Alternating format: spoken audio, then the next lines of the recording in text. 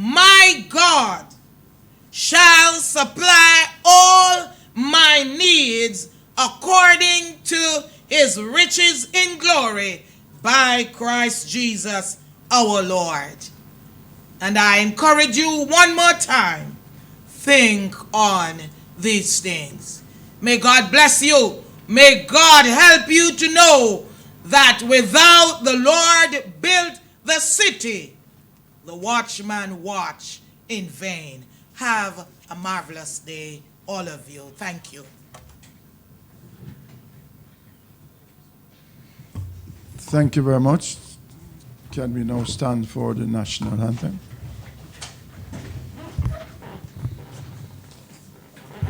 After three, will someone start? 1, 2, 3. Eternal Father, bless our land. Guide us with thy mighty hand.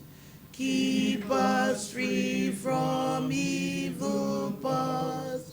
Be our lives through countless hours. To our leaders, great defenders, grant true wisdom from above. Justice, truth be ours forever, the Maker land we love. Jamaica, Jamaica, Jamaica land we love. Teach us true respect for all. The response to duty's call. Strengthen us, the weak to cherish. Give us visions lest we perish. Knowledge send us, Heavenly Father. Grant true wisdom from above. Justice, truth be ours forever. Jamaica land we love. Jamaica, Jamaica, Jamaica land we love. Thank you. You may be seated.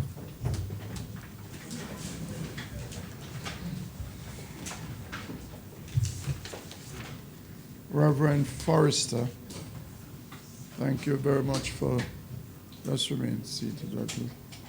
Thank you very much for reminding us that we must think on these things and except the Lord build the house, they labor in vain. Unless the Lord watches over the city, the watchman stand guards in vain. It is fitting that at this time, when our country, Jamaica, is facing a particular challenge, and not only Jamaica, but other countries across the globe, that you reminded us, the man that still the waters, the man that calms the sea. So I'm sure he's looking at us to make sure that he calms the virus that is now affecting our planet. And for that, we thank you very much for being here with us this morning to share with us your perspective on our devotion this morning. Thank you very much, Mrs. Forrester. Good, thank you. You.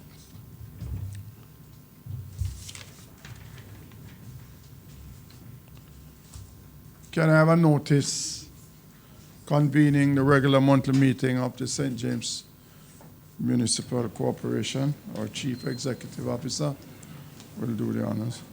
The regular monthly meeting of the St. James Municipal Corporation will be held in the corporation's chamber of the Municipal Building, 19A Union Street, Montego Bay, on Thursday, March 12, 2020, commencing at 10 a.m. Can I have a motion?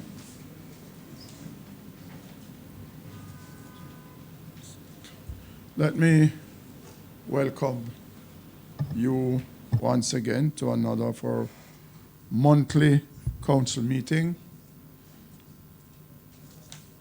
We have with us here this morning our Chief Executive Officer, Mr. Gerald Lee, our Superintendent of Roads and Works, Mr. Bryce Grant, our Director of Finance, Ms. Tamara Cunningham, our Revenue and Commercial Service Manager, Mrs. Pamela Marsh, our Legal Officer, Natalie Barrett, Dr. Dove, our LED Officer, see Mr. Trevian Mannings, our Director of Planning, our councillors who are here.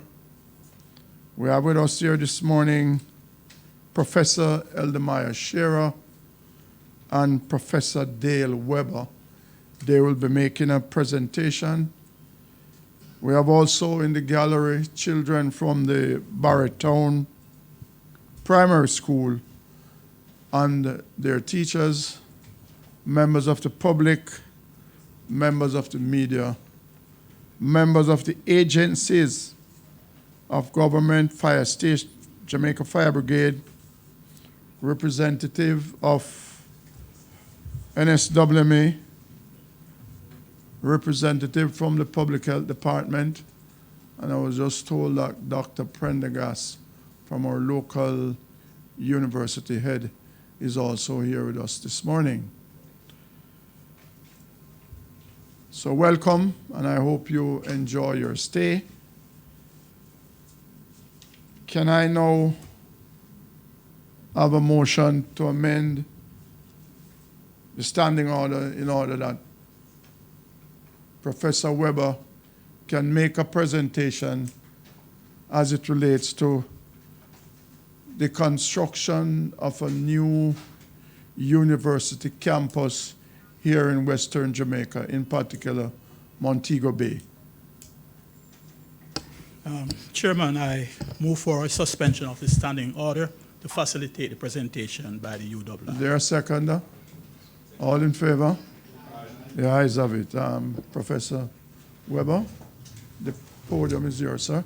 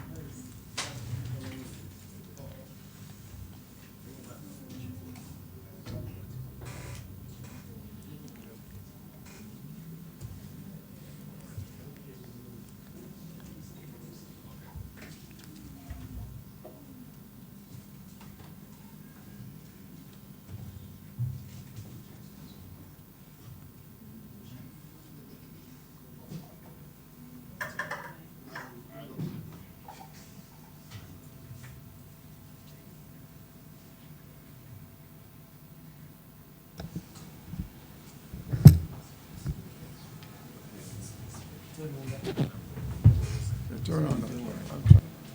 Well, this is probably a closer one, yes. Your Worship, Mayor, members of council, visitors to the council, those viewing online, pleasant good morning to you all. First of all, I'd like to thank you for the opportunity to share the university's vision with the city of Montego Bay, for the city of Montego Bay, as we seek to integrate and become a part of your city and grow with you as you grow.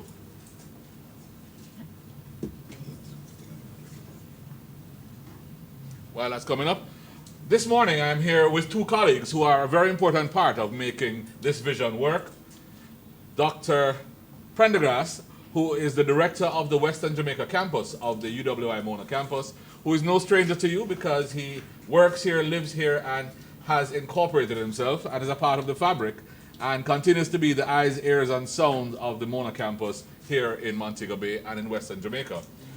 Also needed no introduction is Professor Denise Eldemire Shearer, who is Montagonian by birth, and if with a name like Eldemire and Shearer, I'm not sure I need to do much more in terms of that introduction.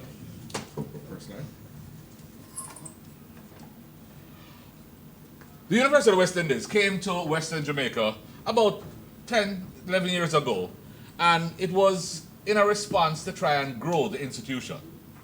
But I will confess that that growth was based on trying to replicate the Mona campus, which we now realize was not the right thing. We've now decided to make a different projection, and we're here today to present. So I'm just going to quickly go through some background, a little bit about how it connects to Vision 2030, and then some more about how we plan to make this happen.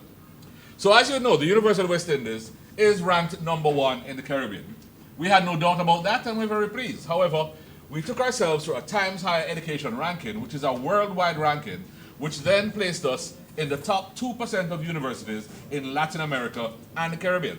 And that's over 200 universities, and that was a ranking that we're very pleased with. But even more pleasing was the ranking to be in the top 4% of 25,000 universities worldwide, to say that our university is a wonderful university.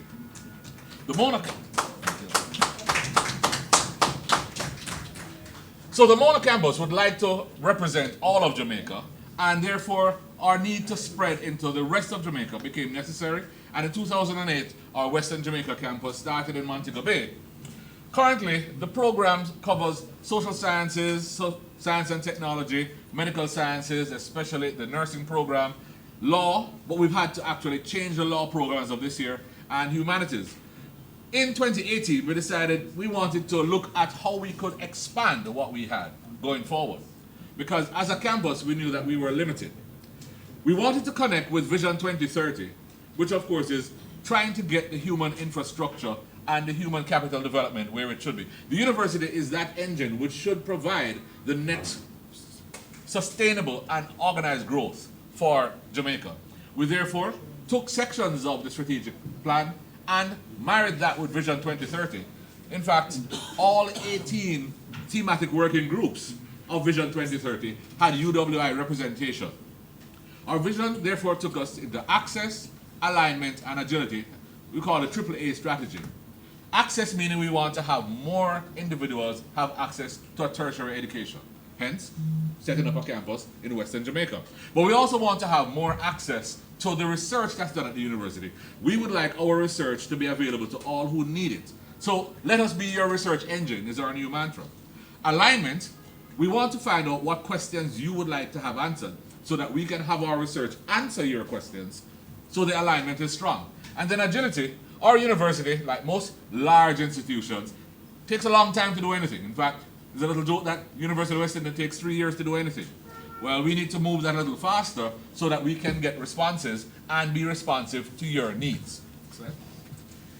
We therefore have taken Vision 2030 to be a guide for our research, as well as the Sustainable Development Goals, where we've linked into all 17 Sustainable Development Goals, and we now have put focus and impact of our research. We want to participate in all that happens in Western Jamaica, especially in Montego Bay. So our alignment is with you to find out what do you want done so that we can answer those questions. As we build out what we want to be, this university, this top-class university, we want you to be a part of that. And our AAA strategy, I think, gives us that opportunity. The target is therefore not to replicate the Mona campus, because there's some things that Mona need to stay at Mona. In fact, our vision is, if we do this right, Western Jamaica campus will become a magnet and people will come from all over Jamaica to come to the Western Jamaica campus and be a part of what you have here. We know that we want management, and that's an important part. Our discussions tell us that we need to have something in terms of management. Business processing, especially as we view a global services industry, that's something that we recognize we need to do. Hospitality industry, of course, is a major part of what drives Montego Bay. But what else is there? And our discussions so far have been very interesting because things we never thought of are now on the horizon and we've started to plan for them. So we're looking at a niche-specific type of campus satisfying your needs by the alignment of what you have asked for. So what's our development plan? Well, you know, there's this thing that Kingston is Jamaica. Well, Kingston is not Jamaica. Kingston is Kingston. Montego Bay is Montego Bay. And this is not a second city. This is a western city. And this city is taking control of all of western Jamaica. And that's our vision in terms of how we want this campus to roll out. Currently, we have 4 properties in Montego Bay. We're currently at Chatwick, which is the smallest of our properties, that little one up there. We have Hartmont, which is right next to Cornwall Regional, which we will talk about in a second. We have Irwin, which is that property over there. And we have Barnet, which is our largest. And since we have large dreams, we've decided we're going to go for our largest property. The Chatwick property is 7 acres. We'll only use half of it because the other half of it is on a steep mountainside. We're doing the best we can, but we're outgrowing that. And it was never really fashioned as a campus. We want to build a campus fit for purpose to do what we want. Hartmont, as I said, is right next to Cornwall Regional. That is going to be our medical campus. We'll put that one on hold because we've decided we need to determine how we want to roll our medical faculty forward so that we can get the best advantage. Third. Next one. Irwin. Our Irwin property is the furthest from the city as it stands right now, and it's set for development or not, because it may be that we want to hold on Irwin while we do our other development, which of course is Barnet. And we decided to make Barnet our pride of operations for the foreseeable future. This is where you already have a tech park. We see the university being able to put its footprint in the midst of that tech park. As Montego Bay continues to expand, this campus right now turns out to be in the middle of the expansion zone that you're planning to have. So it's commercial, it's housing, it's next to a lot of already existing supporting mechanisms which we think will make the campus highly successful.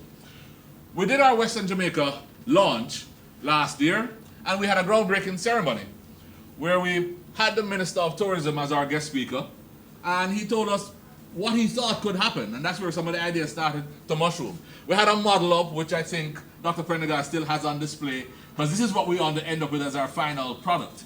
So we had a nice groundbreaking, and everybody who we could get to lay a hand on a shovel, laid a hand there, right, Mayor? I don't know if some people have laid a hand on since. And we had all other people there who we thought we could try and interest in investing in going forward. I want to make special mention of Mr. Mark Carjarrett, who his organization sold us that property of land and have been working with us as partners. It is not a sell you and leave you. This is a partnership that continues to grow, and we're very grateful. That parcel of land, which is right here, turns out to be even more valuable now that we recognize where the bypass is going, because a 4-way intersection is going to be built which will enter that campus. It therefore has changed. In fact, this was going to be our entry from the Fairfield Road, but this is now going to be the entry based on where the alignment has gone.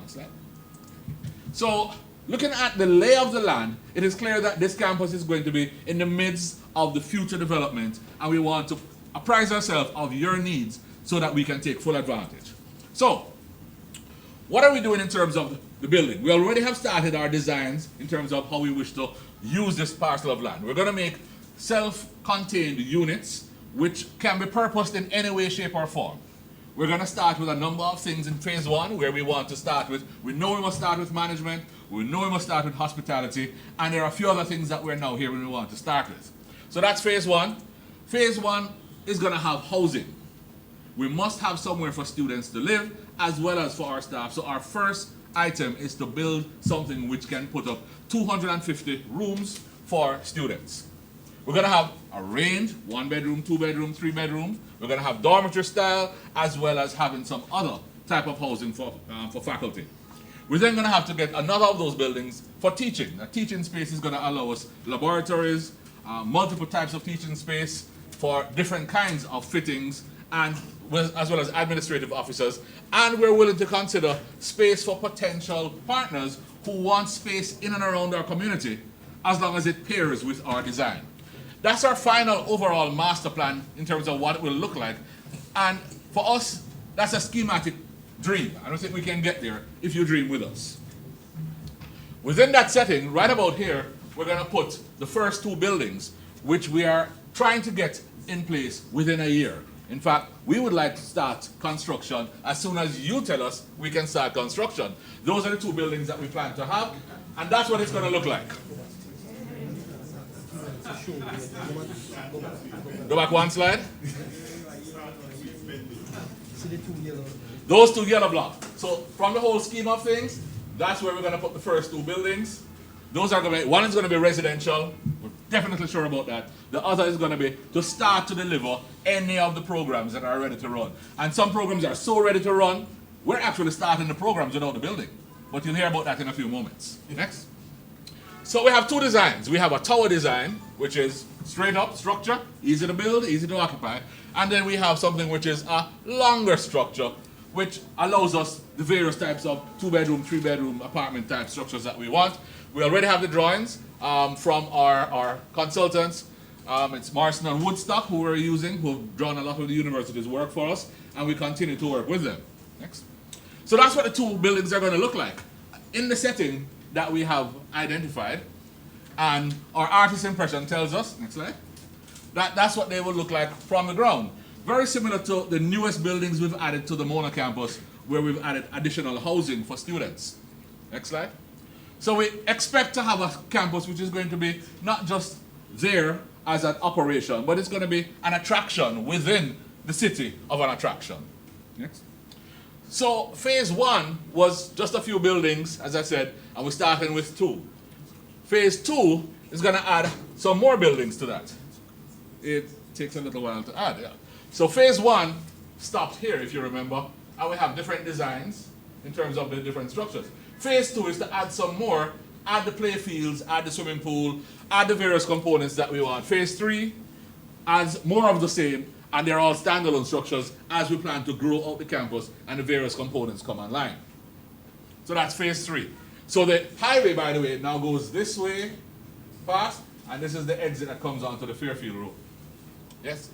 So what are we benefiting here? We want to improve our physical facilities that we now have in Montego Bay. Right now we're using Chatwick, and it is not ideal, it is small, and Dr. Prendergast tells me every day that we need to expand and grow. We need to create spaces so that our private and public sector partners can get closer to the university and continue to work with us as we grow. We want to create spaces for instruction, for teaching, for learning, and what we've learned as a major part of our delivery is where the university has always done nice 3-year plans or nice 3-year degrees, we need to start doing shorter courses that are available to you where you want, when you want. So that's online. We also have a heavy operating cost now that we need to get away from. We would like to take that operating cost and turn it into a developmental cost so we can use what we have in a better way and help to develop as we all grow. Next slide. So our artists have given us some impression as to what we think that campus will look like. 2 or 3 slides of that.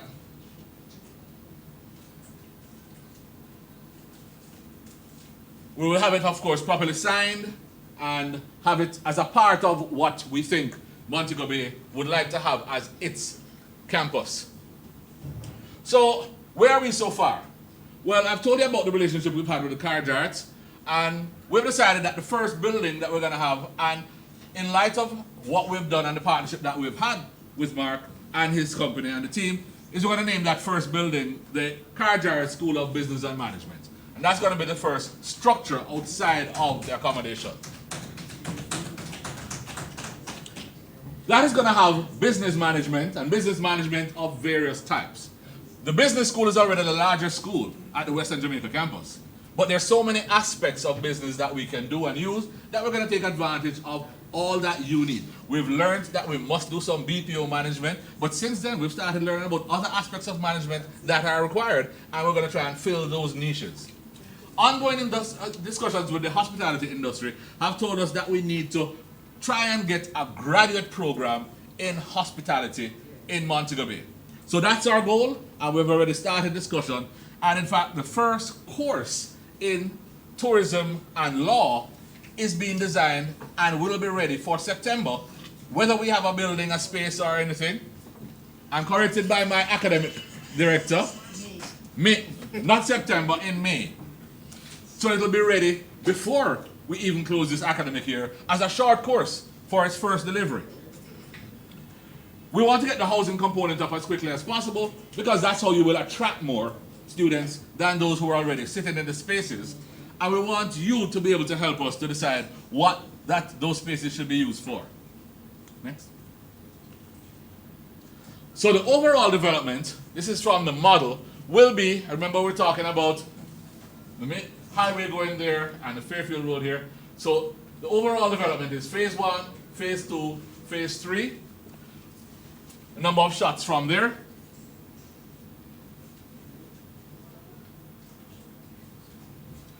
And our question to you is, what would you like to see happen within this setting? We now know that there's a request for engineering, especially aeronautical engineering and civil engineering. We can bring that online, and that's a vision that we have.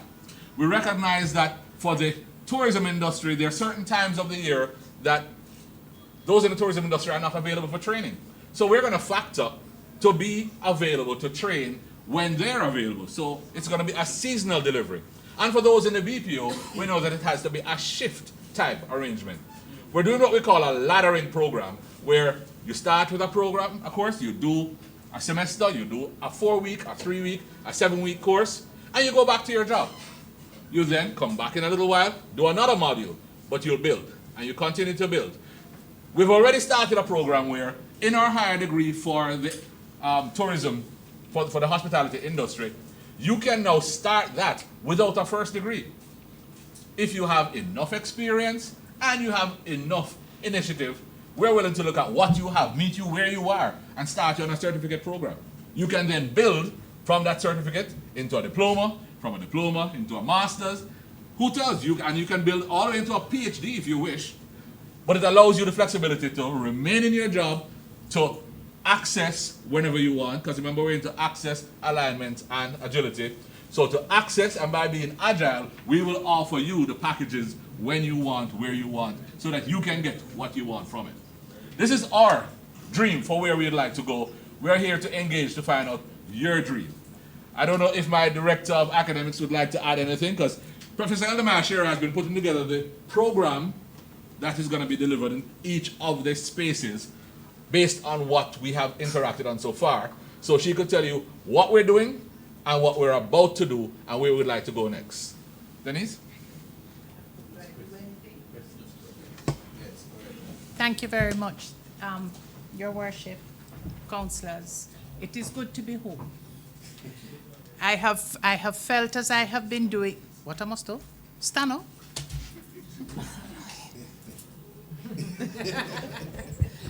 It is in fact good to be home.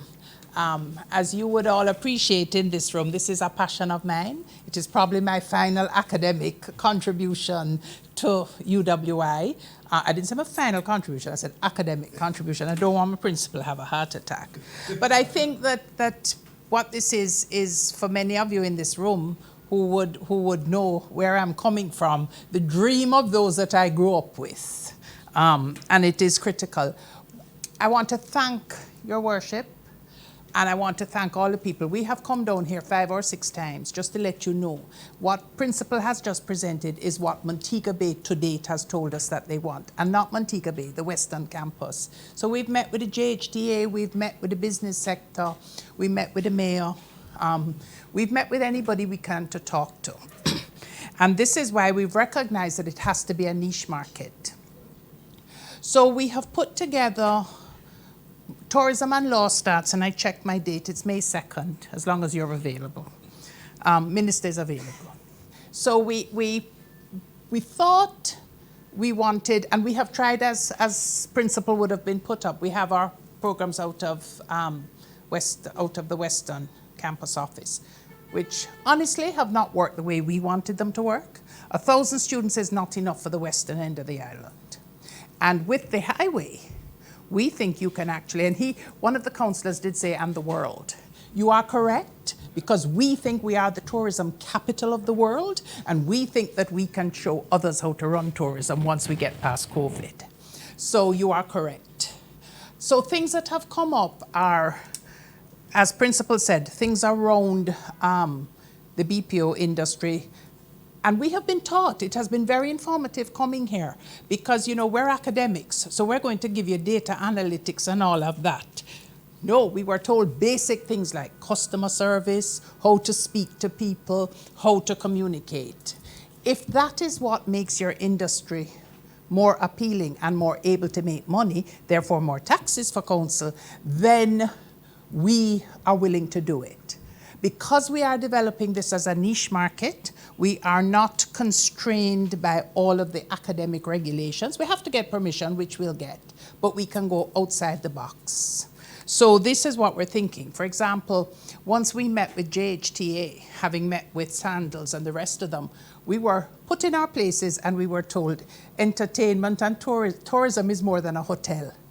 So things like spas came into our thinking, the entertainment industry, the transport.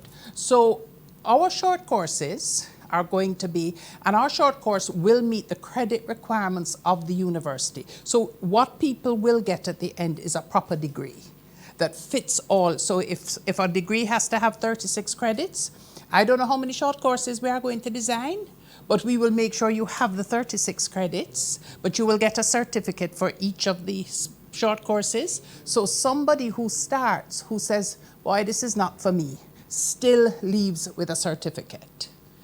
We are hoping that people who start just wanting a certificate will say, but wait, these courses, if you're going to take me into a spa and teach me what to do, and if you're going to take me into the entertainment industry, we're going to teach them some management on the side, you know, and some finance on the side so that they meet those, that you will say, okay, let us do a diploma, let us do a master's.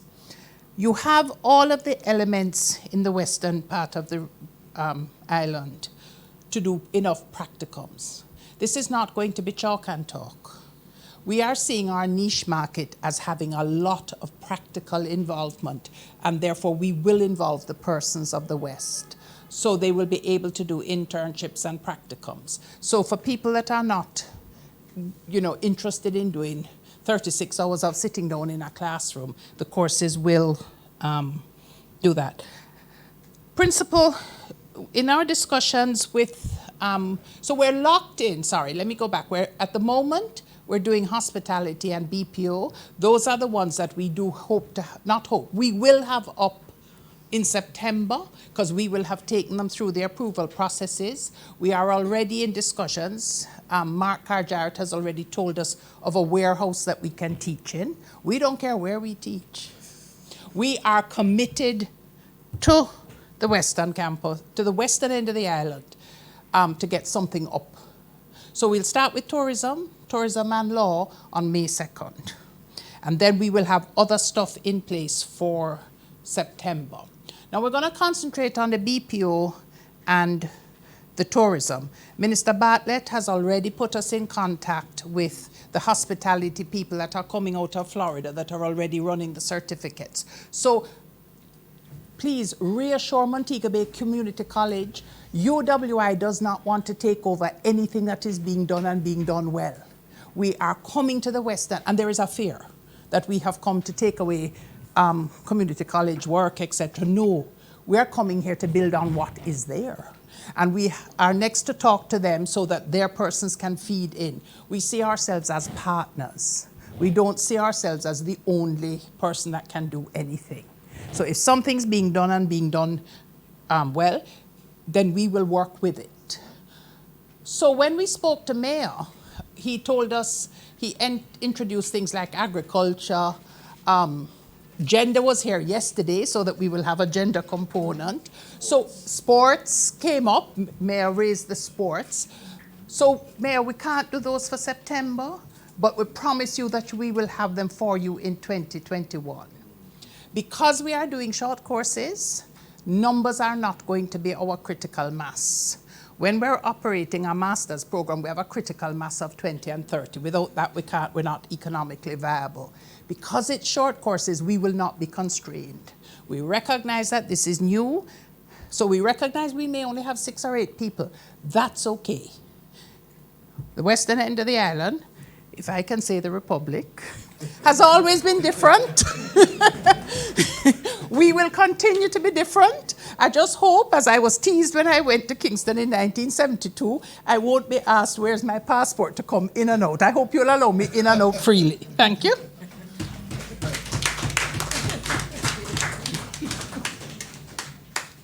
Thank you very much, Your Worship. I don't know if there are any questions that the council may have. Councillors, Councillor Vernon, you may ask your question.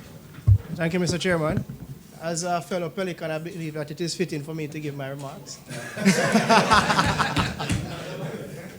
And I would say that a city is not complete until it can offer its citizens the highest level of education. So this is a good move. And I want to commend you for that. Now, we have some problems here in Montego Bay, as you are aware. And I believe that for us to really tap into these deficiencies that we have to start creating some university students. And therefore, we need to go down to the very base of the problem, which is to offer remedial courses for a lot of our citizens, persons who can't read and can't write properly. So we want to build them and then turn them into students, because, you know, education is going in two directions. You have the skill part and you have the research. So persons who you might target at this point in time, they will tend to go to the skill, which is hard.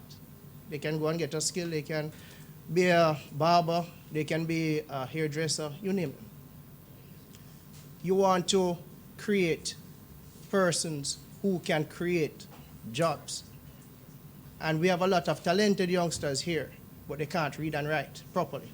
So we want to create these students.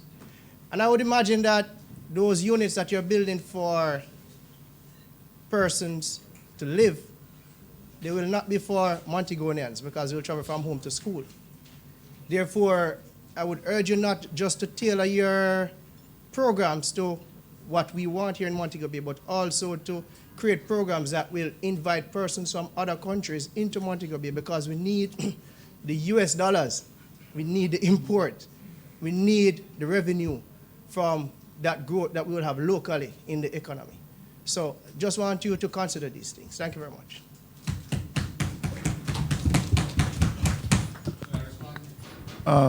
Let me take a few more questions. Our disaster coordinator, Ms. Sinclair, would like to pose some questions and Good concerns. morning to you, Professor.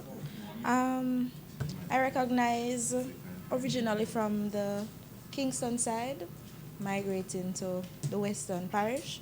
I've recognized that in the West, there is none of the major universities offer courses in building and land management, disaster risk reduction, surveying. So none of the major universities. So if it is that the University of West Indies is going to offer, such an establishment here in the West, I think it is only right for that type of program to be offered here in the West, because everyone else have to leave from the West and every other parish to Kingston to benefit from these type of courses. And so I would ask that it is factored into the program that is available here in the West, because everybody leaves to go to Kingston to participate in that type of training. Thanks. Thank you. Councillor Thomas, you would like to comment? Thank you, Mr. Mayor. Good morning, everyone, and good morning, councillors.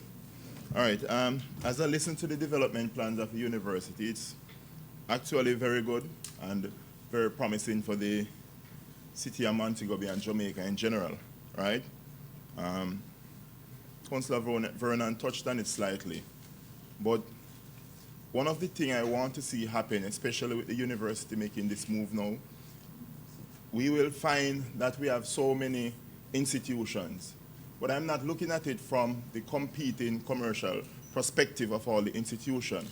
But what I want is, at some point in time, a council of educators for governing on what programs all of these institutions are doing, so we can have a sort of a national strategy, or even say Western strategy for education. So one, we're not crossing over other institutions in any way, such as the UTech and the COMCs and the hard programs or the university, but rather everyone is moving in sync with a strategy that at the end of it we will educate our our society and we're not competing against each other, because in competition, and as Councillor Vernon mentioned, is that we have to groom university students. Now, when you have different institutions having programs that are very similar and students are not qualified for it, what you find happening is that institutions, to meet the quota, can tend to start reduce the matriculation required for acceptance. And in reducing the matriculation required for acceptance, you're sort of diminishing the product. So you'll find a person coming out of one institution with this qualification, another one coming out of another institution with quote-unquote the same qualification but are not of the same caliber in terms of education. So we want to look at that and get that strategy moving forward so that we can have a plan that everyone is moving in the same direction. Thank you. All right, thank you very much. I think that those are three very, very important questions, suggestions, and I'm sure Professor Weber would like to give his response. Thank you very much, Your Worship. I will take them in reverse order because the last question is actually perhaps one of the most pivotal ones in the educational landscape of Jamaica moving forward.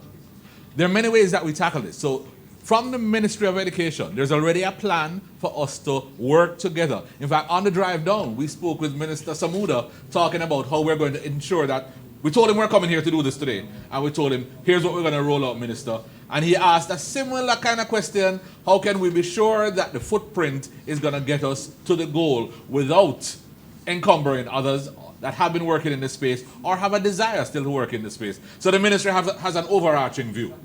The second thing is the University Council of Jamaica is that body you have just talked about, and it has that responsibility, and it is stepping up more and more to that plate. All principals and presidents sit on that, and we talk together about where we're going. You know why it's interesting? Because we do not offer enough tertiary education spaces for all of Jamaica, much less going overseas. So we need to not compete, but to partner so that we can offer the best opportunities for all. So I think going forward, you're going to see a better show of unison in terms of how we move forward. Your question of disaster risk management, you do not know how close to home. My discipline, by the way, is environmental management. That's what I do. And disaster risk management and coastal zone management is what I teach.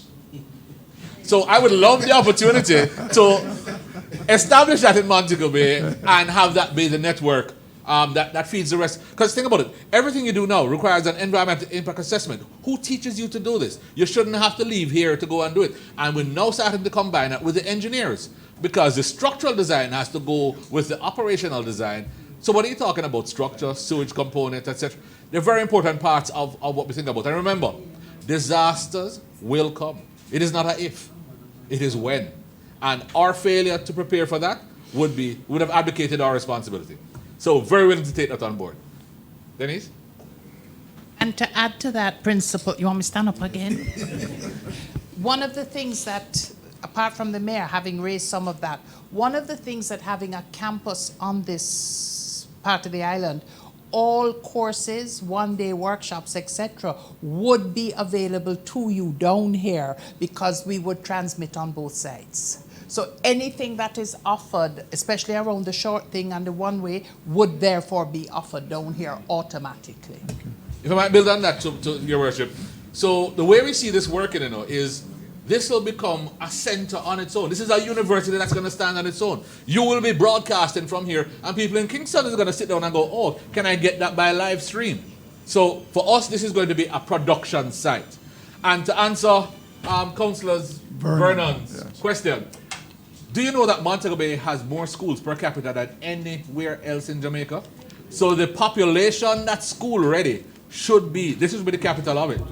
So outside of the little Kingston belt, Montego Bay has the most schools. So we should have no problem finding those students. And you know what I realized? Many of my friends from university came from Montego Bay and never came back. So they are supporting another city when this is the city that I know someone would want to come and work with. So we're going to take advantage of all the schools and where they are. Now, here's where we come back to the discussion earlier. If we're in partnership with all the tertiary operators, we can work through what is required. We have a matriculation requirement which says our minimum requirement says you must have 5 CXCs, but we're really taking with 2 capes. But there are many entities around Montego Bay who can help us take those students from the 5 CXCs to 1 cape, then 2 capes, and we do a smooth transition. It's by that communication that it's going to happen. And yes, in answer to your other question, you will be that portal, because the sports, when Mayor mentioned sports, our Dean of Sports immediately said, and Dean of Sport, by the way, is Akshay Mansingh. He said, why don't we start putting on sports management programs that people will fly in? And guess who have the nearest airport? Montego Bay. You're already set up to be that pivotal in and out. People come in, do a short course, back out. So I see this as a great opportunity for growth. Thank you. Thank you very much.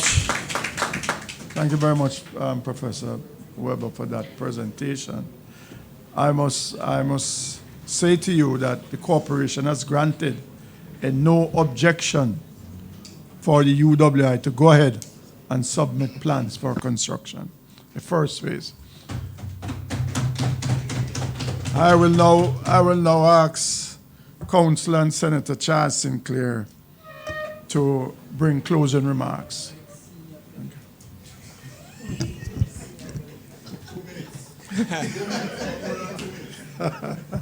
Good morning. Thank you, Mr. Mayor. Professor Weber, Professor Elimar Shearer, and Dr. Prendergrass.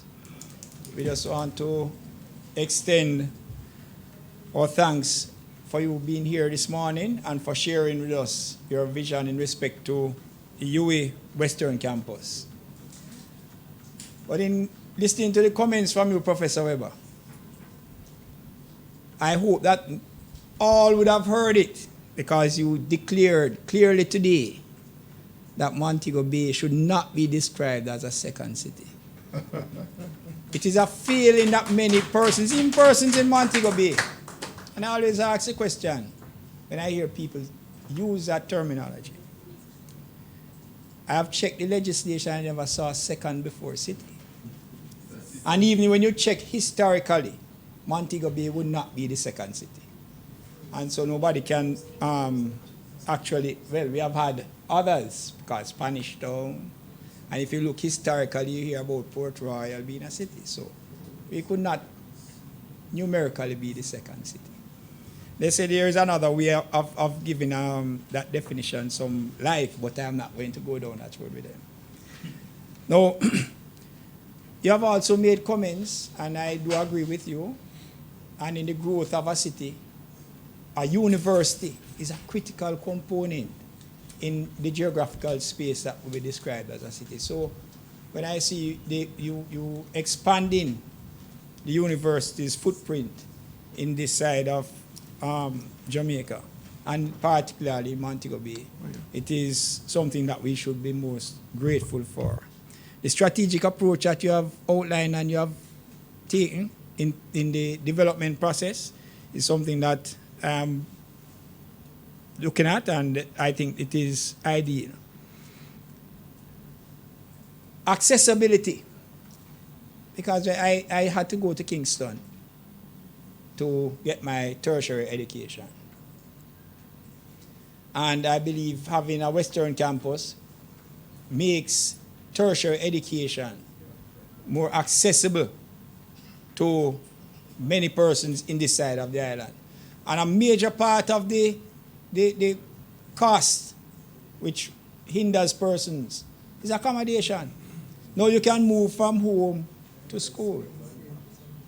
It also now gives opportunity to persons within this area to provide accommodation for those who will be coming from outside and into this area for their tertiary education. And so we in Montego Bay, in Western Jamaica and a whole, should take the opportunity that is being offered in that particular regard. Take the offerings that you will get from the educational opportunities, and as you have said, you are tailoring it to meet the needs in this side of the island.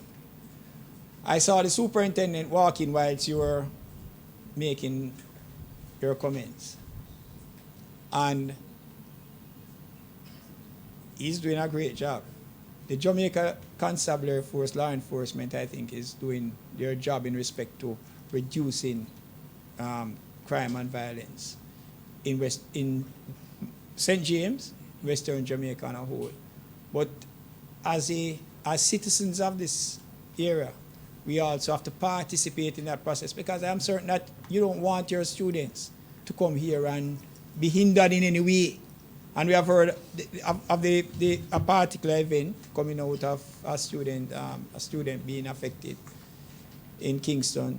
We want to keep that to a minimum. So it behooves all of us as political representatives, as citizens, to participate with what you are seeking to do and to bring to Western Jamaica, to ensure that you're in an environment that is going to be comfortable for all and all of us. There is mutual benefit to everyone. So again, your presentation was very comprehensive. There are several things that you have said that meets all of our acceptance.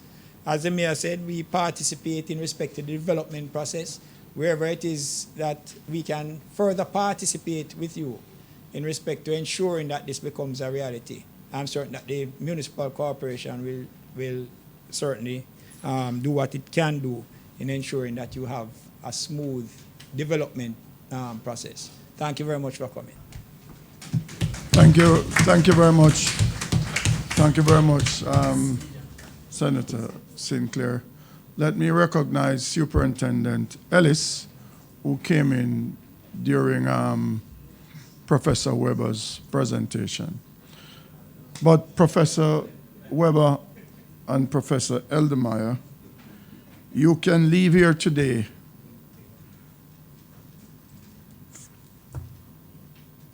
with the view or with the commitment from this municipality that in us you have a partner. And we will do nothing to delay the course of action that you intend to do over in Barnet there. So once again, thank you very much for being here, and it's certainly a pleasure. Thank you. I'll shake the lady. Thank you. Thank you, Prof. Thank you, Dr. Pinnock. Prendergast, sorry. I was wondering which one. Okay, good.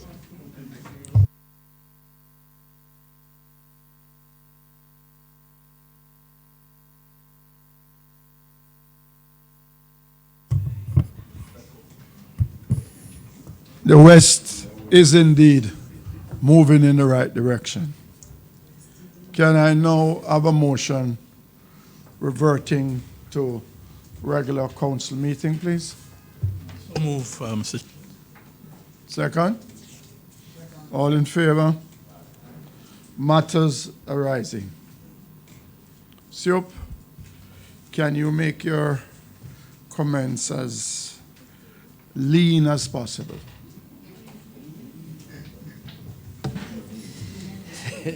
Good morning, Mr. Chairman. Good morning, councillors. Good morning, fellow co-workers and members of the other agencies that are here, the press and the persons in the gallery. The South Gully under H5 matters arising. The gully is in a fair condition at this time. The North Gully, we did some work at the bottom portion between the bridges of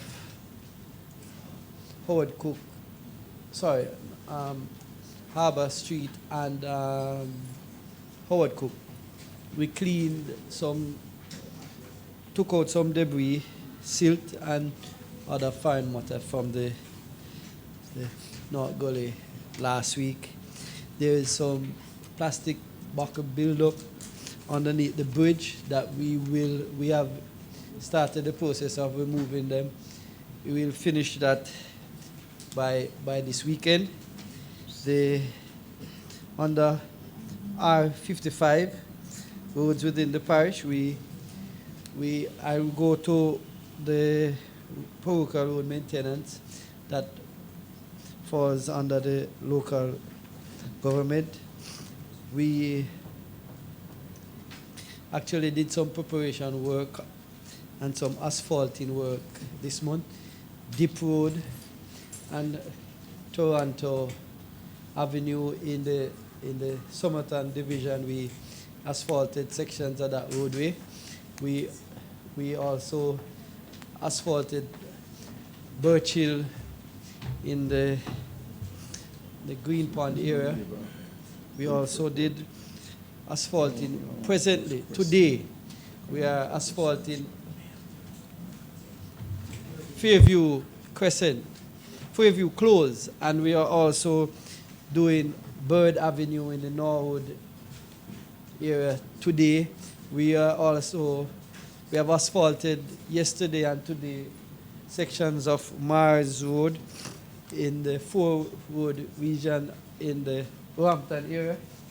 Mr. Mayor, we have done preparation work on Clinic Road, that is Bottom Cambridge Clinic Road, Wentland Road, and we are also in the process of tidying up some asphalting works on the Rockland Road, Mr. Mayor. Then under the North Coast improvement, I have nothing to report on that matter at this time. Long Hill still remains the same. We have not received any report from NWA because there wasn't any meeting at infrastructure meeting, and they did not send me a report so that I can present here at the meeting. Thank you very much.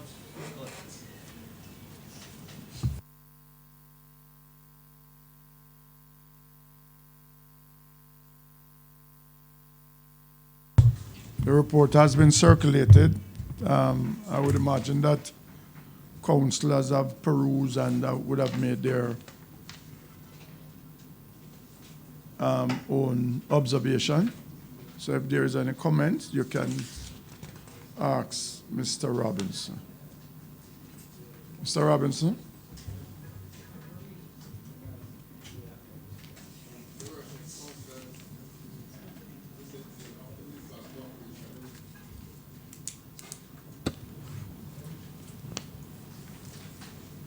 Your Worship, councillors, CEO, members of the Municipal Corporation, other agencies, the media, the viewing public, and the students in the gallery. Good morning. I am happy, sir, that although the report stated that we had 44 loads of backlog, that this morning our backlog report states that we have 16. And despite that, we still have challenges with trucks, but we have been doing night collection where possible, and we have been doing rotation.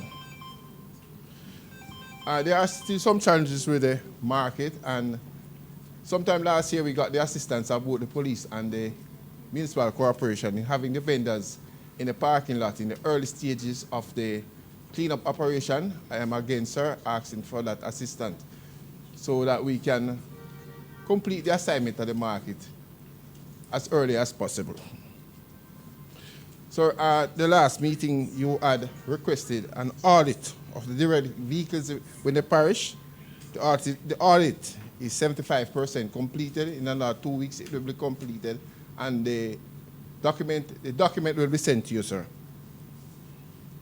Illegal dumping, the operation man just spoke just this week of a planned meeting with the public health, the police, the municipal corporation to address this issue. As it relates to the virus, the COVID-19, our workers have been issued additional gloves, dust masks, disinfectants, sanitizers, and the workers are being educated as to what's to expect in terms of the virus. So that is a quick summary of the report, sir. I stand ready to answer any query or any issue that may arise.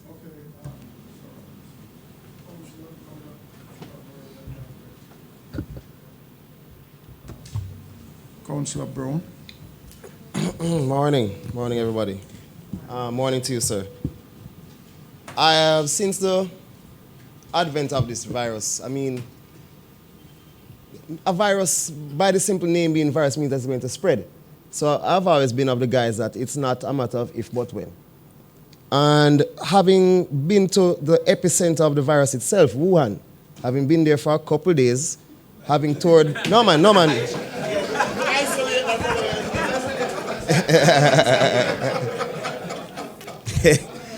Your worship, I'm hurt, sir. Anyhow, in all seriousness, having been there and having done a course in ambassadorship and political governance, there's a module that I did called Disaster Mitigation and Preparation on a global scale. You see, a market, and Chairman, I want you to pay close attention to this one. A market is a very critical area in any modern municipality. It is the nexus of conversion of people. With the novel 19 coronavirus, conversion is tantamount to contraction. By that I mean, here we have a virus that is 2% fatality, but 55% contraction. It would behoove us to try and identify very simple control protocols for markets on a whole. Because one has to understand that if one iota of a molecule of a virus gets away in that market, and we all know the situation that we have in Charles Garden Market, then we will have a serious quagmire of problems to deal with. So instead of being reactive, I think we should be proactive. We should identify how we're going to help the vendors stay sanitized, how we're going to sanitize the goods themselves, how we're going to make sure that the bathroom facilities are properly clean and safe. Very simple protocols.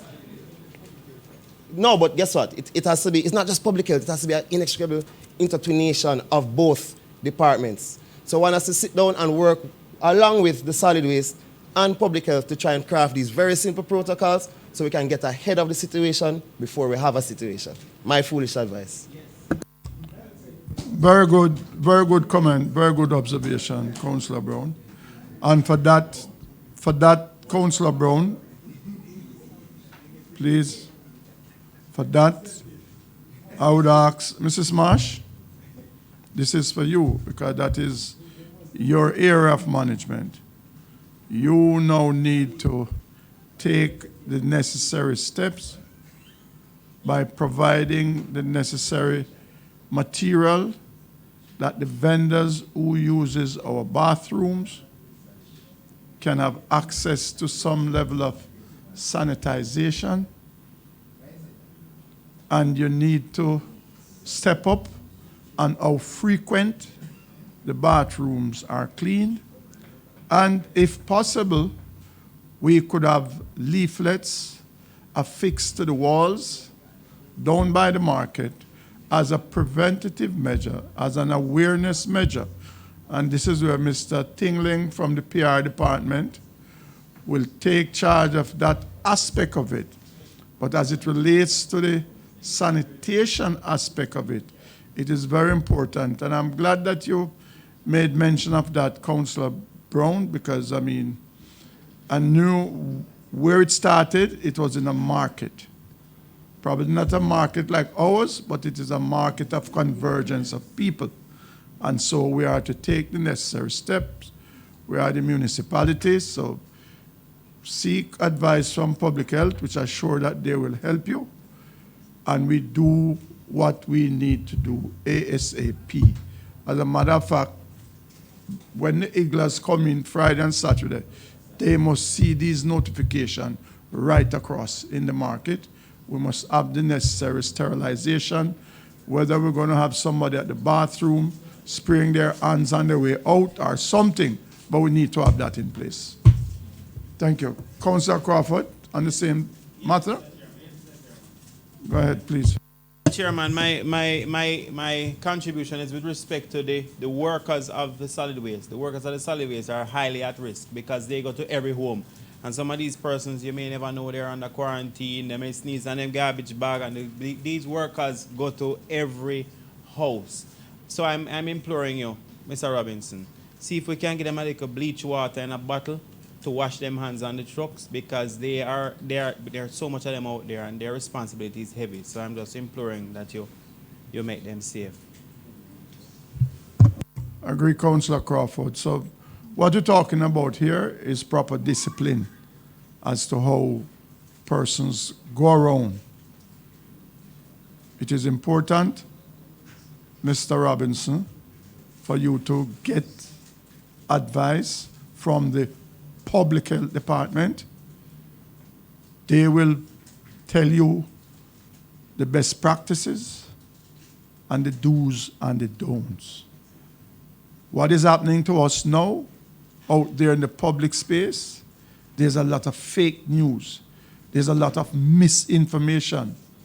So I will say to our people, pay attention to the government releases.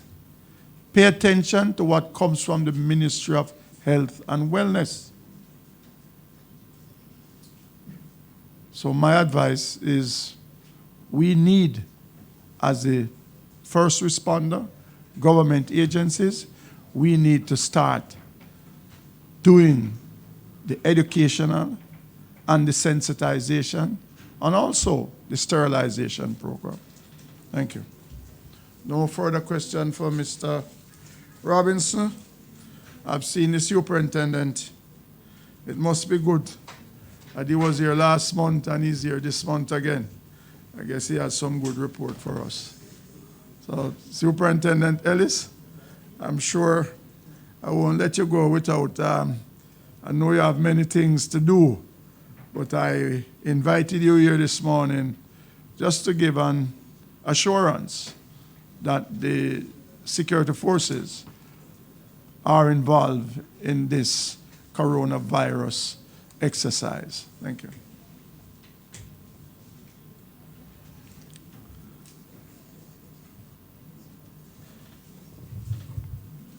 Siop?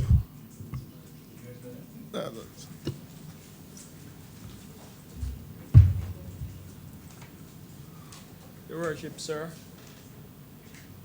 councillors, members of the Health Fire Department, students, morning to you. Morning. Sir, I would like to report to the council that we are aware that Jamaica is facing a national emergency, and our support to the council and this meeting is to say that the JCF is prepared, and the members of the St. James Division, we stand ready to show the highest level of professionalism and support to our members at the Ministry of Health throughout this situation and beyond. Basically, that's what I have to say to the council this morning. The department is doing training, we're doing the sensitization, public education of our members, our internal customers. We've put most of the controls in place, work in progress, we're getting there, and we stand ready to allow our MOH partners to take the lead and, as a security force, give them the necessary support as it relates to controlling this virus. Okay, thank you. Thank you very much, Sue. Thank you very much. I know you have another engagement, but you have committed to me to Before we disengage. Yes. I was listening yesterday to the press briefing that took place with the Honorable Prime Minister and the Minister of Health. And there are there's one issue that arose out of that briefing that obviously would fall under your portfolio, Superintendent because I believe there are public gatherings in respect to certain numbers. There was a comment that spoke to permits being suspended for at least 14 days. And I believe that we'll have to review. I don't know if it is all permits. I don't know if there has been some directive as to whether it is in respect to numbers for gatherings. So, for example, a person may have applied for a permit to host have a fish fry, which is not where you're going to have 1,000 people gathered or 500 people gathered. Persons just come and go, basically. Whether you're going to be looking on these permits, how you're going to be treating with them, whether it is only in respect to gatherings of a certain size, because in another country, in the United States actually, their report is that it will impact upon where you're going to have gatherings, but the comment was about permits. So if you could say how you will be treating with those, so that persons are aware. The other concern that I have, which you did not address in any specific way in your commentary, we're under state of emergency. And there are persons that are taken into custody under Regulation 30.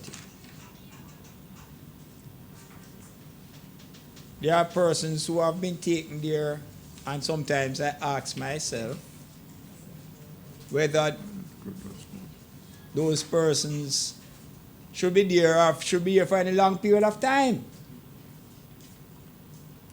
You have your responsibility because the SOE gives you the opportunity to make inquiries.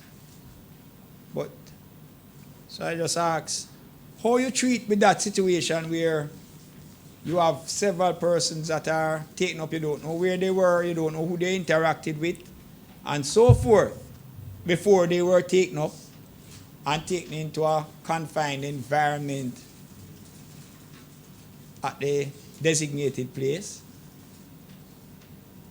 How are those persons going to be treated to ensure that you don't have a situation arising at the lockup? Because if it does, then we're going to be in a more critical way. So I don't think it should be just necessarily for the officers. Obviously, the officers who are there will have to do what they have to do in every public space, but the persons who are actually taking in. The processing, from my experience, is a bit slow. Sometimes there is none, because the officer that DIU or PIU or whoever, whichever one of the departments, may not be there 24 hours during the day. So persons are there longer than possibly that they need to be there for.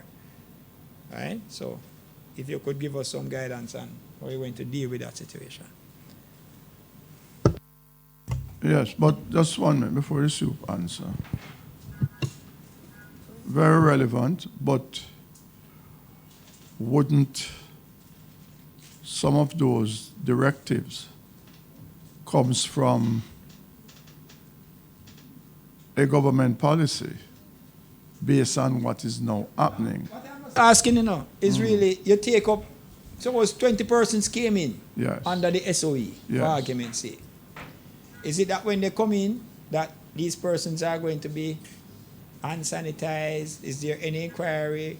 Anything at all? Because you may have a person who is there who eventually spreads it to other inmates. So probably what we need to So I'm just asking if they are putting protocols for that, because in his commentary, I did not hear that.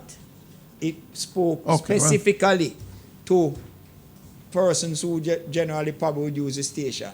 And I could say it because it was raised by a police officer this morning. He says, if I'm in the guard room and somebody comes in to give a report, how do I treat with that situation? I don't know. So I'm just asking if all those protocols were looked at because it is a space that is used by many persons. The Montego Bay Police Station. I agree. Probably what we need to have is a public health officer there. Yeah, you got along the same line, Councillor Crawford. All right. That would just, So, in response to question 1, events and gatherings have been restricted for the next 14 days. And I would say that permits that have already been issued will be rescinded.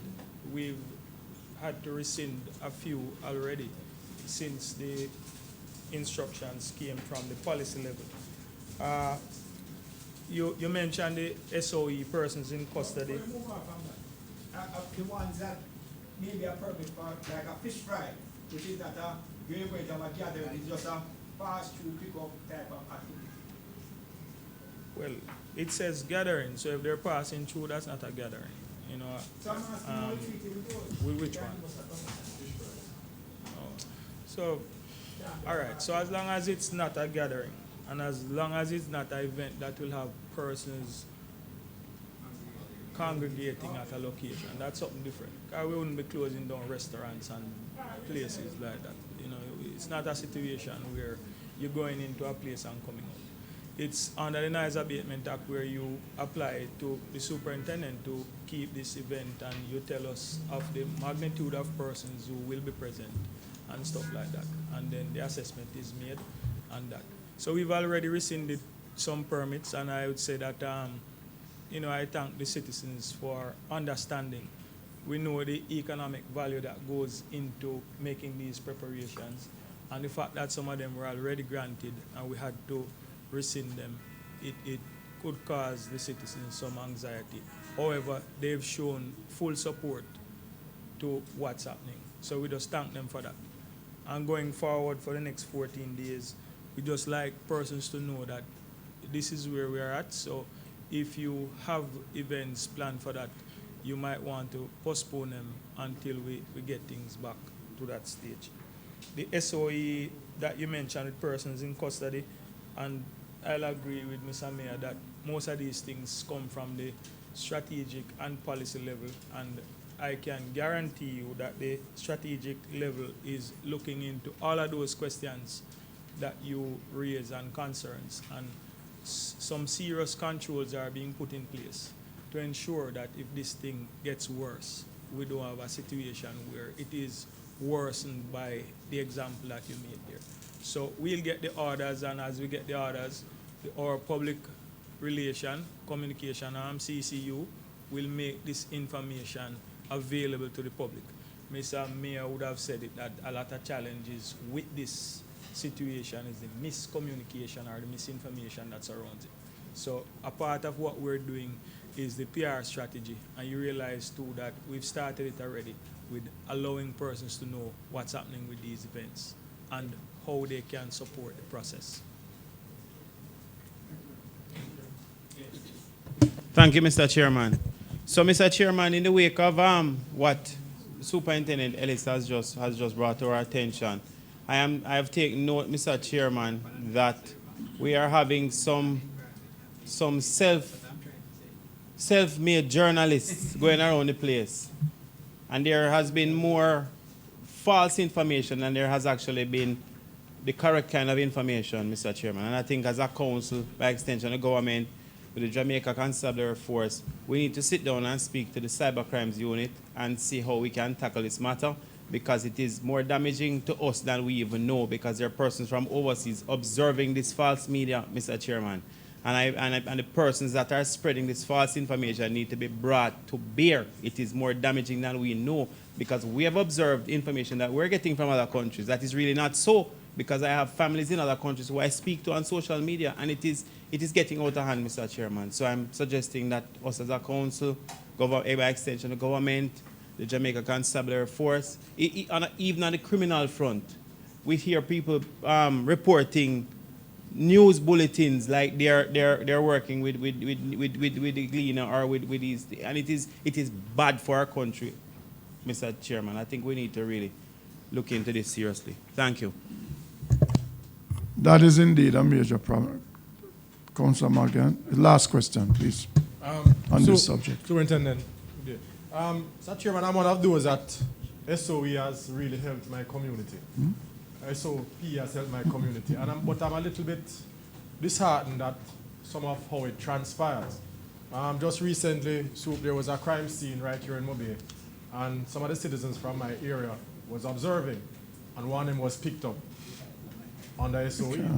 So based on what, I want to support what the senator is saying in terms of an outbreak, and this gentleman basically going about his business and being picked up and then exposed to the virus or what, and then may seek retribution. So I'm asking that it is more, that the act of picking up persons is more uniform, it is more investigative than just a grab and go. Thank you.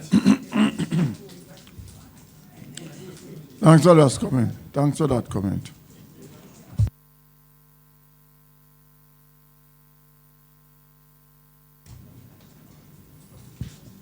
Okay, thank you. I'm sure the superintendent has taken notes of all those comments and observations. Once again, thank you very much for being there with us, Soup. Thank you.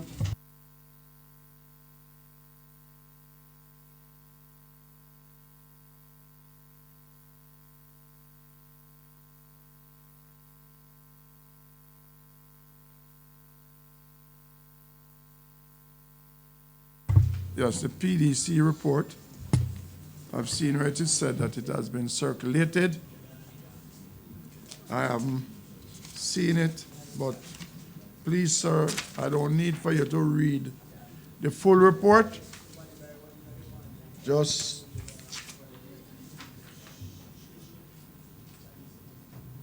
in a very brief way, just let us have your report, PDC.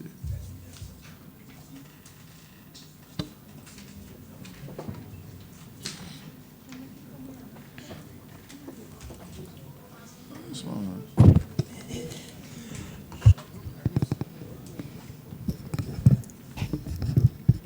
Your Worship, councillors, staff, other agencies present, children. On behalf of the PDC, during the month of February, we attended and participated in the Cambridge AGM. And since we have been working closely with the Cambridge DAC, other DACs, Neighborhood Watch, meetings have been held with Mr. Simit, Public Relations Officer, who is willing to work with the PDC to have the dormant groups revived, activated, especially at this time, when the parish is experiencing issues with crime and community safety. Police Youth Club, a meeting was held with Mr. Cooper, who is an advisor to the Police Youth Club, and the functioning of youth clubs across the parish. He is working with the police liaison from the Community Safety and Security Unit to rebuild the police youth clubs that are dormant, so as to give hope, opportunity to our youths across the parish. The PDC will be supporting activities under the Youth at Risk program.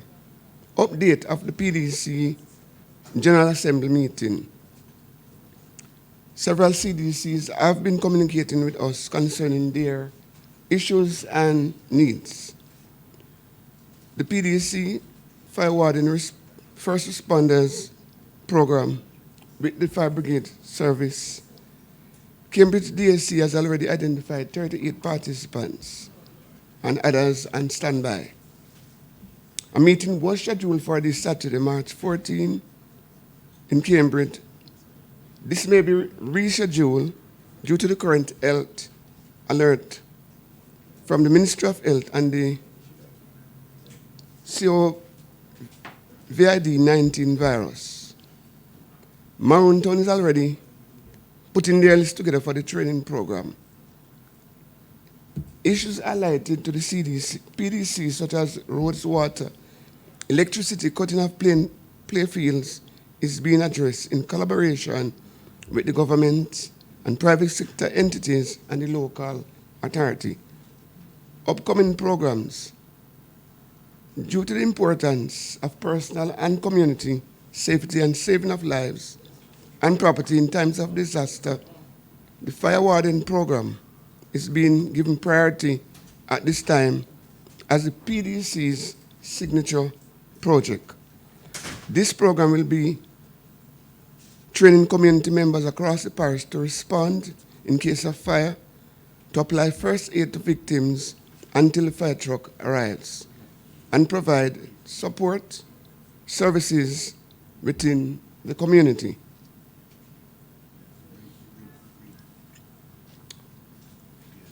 So this is our upcoming program that we're working on, but there might be some suspension based on what is happening. We continue to work closely with the corporation, with community groups. We stand ready to give our support towards community groups across the parish in any area. Again, we just continue to maintain this close relationship. We are saying thanks to the corporation for working with us. Thank you. Thank you very much. Thank you very much for that report. Is there any question that you would like to put to PDC chairman? All right. LPSC. Chairman, the LPSC fell through, and so a date is to be set for the next meeting. The reason it fell through, well, the officers were from the MC, we were available, but I understand that there was some issue with the chairman not being able to attend. Thank you. Local sustainable development. Chairman, we continue. There isn't anything to report on it at this moment, Chairman. Okay, thank you. ALGA update has been circulated. Is there any comments?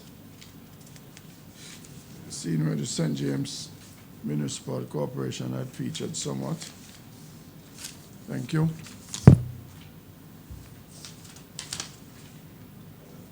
Reports of the St. James Fire Department. The report has been tendered. I would imagine that all have read it. And so if there's any question for Mr. Dorman, you may ask a question now. If there's no question, I will thank Mr. Dorman for submitting this report. No question? Thank you very much. No question from Mr. Dorman today. Local government reform. Mr. Chairman, the reform agenda continues, and I just ask with your permission for LED officer to give a short update on what is happening with respect to the LED program.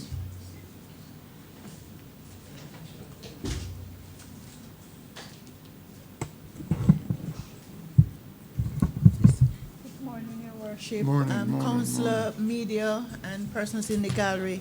Just to give a brief update, we have started the evaluation process for the LED program. It's not complete because we're doing more than we did last year. We're looking at the business structures that we're putting, which is the different types of businesses persons were engaged in. We're getting direct feedback from the grantees, and we're also doing analysis where we are mapping using our GIS planner to map the locations that funding was done. So you can actually look at a map when everything is finished and identify where and where the funding was dispersed across the parish. So far, we are going pretty good. We're seeing where persons have really used their funds productively, and some persons are asking for an increase for the next round if they're considered. Also, in terms of what I'm seeing, we will surpass the 1,200 persons that we expect to impact, because in doing the individual communication questionnaire, some households have up to 10 persons that have been managing effectively off what they were given. the starting report had indicated an average of 3 per household, so that would have exceeded Statin's information there. Also, the amount that was allocated for the councillors, definitely that needs to be reviewed, because I do have persons waiting right now to go on the program. So that is a strong recommendation that I'll be making as soon as I've completed the process. Okay, we did some checks on the data, you know, how to use barcodes in attractions, because the council does have an attraction, which is the civic center, and basically across the world they're moving to using barcodes that will give you historical information on museums and places of attraction. So that report was completed. I just want to mention that tomorrow the Minister of Health will be in Montego Bay meeting with the tourism. They had sent me a note about it, the tourism sector and related industry, to get an update, because you have over 10,000 persons working across the different hotels, and there's a big concern as to what will happen. How do they deal with the staff who come to work where the tourists are there and may be infected and they go back in the community? You know, so this is one of the things that they'll be looking at. 11 o'clock is the meeting at the convention center. Basically, that's my main topic to discuss. The other information is in the report, which you can communicate with me on. Thank you. Thank you very much, Dr. Dove. Any comments from? Chairman. Sir. I just need to find out from Dr. Dove if for 2020, if you're going to start in April. Yes, sir. That's the plan, to start in April. So the report will be finished before and circulated before March ends, so that we can go ahead. Thank you. Thank you, Councillor Willan. Building within the city. No, Mr. Chairman, I just have one quick question. Yeah, go ahead. Mr. Chairman, never in the history of this municipal corporation has a program been implemented and deployed like this that has had such a positive effect on the microeconomic situation of the city. It would be remiss of me if not to acknowledge the fact that this happened under your administration, and it is a clear indicative sign of where the macro economy in the country is going. And I think you must be applauded, and Dr. Dove must be applauded as well. It's a powerful program, number one. Number two, Dr. Dove, how can we look into helping with e-commerce businesses? To say this, Chairman, a lot of businesses now are now moving onto a full-blown social media platform. So they no longer require physical space per se or physical infrastructure. So I think the second round of the LED program, we need to find a way where we can help channel this money into setting up cyber and e-commerce businesses, which might not be physically tangible, but still have great economic benefit. So that is something we need to look at as well. Thank you. Thank you very much. Chairman, before a response is given, the teacher and students would like to leave.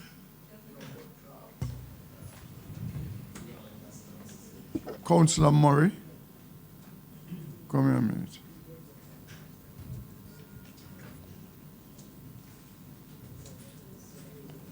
Just 1 minute.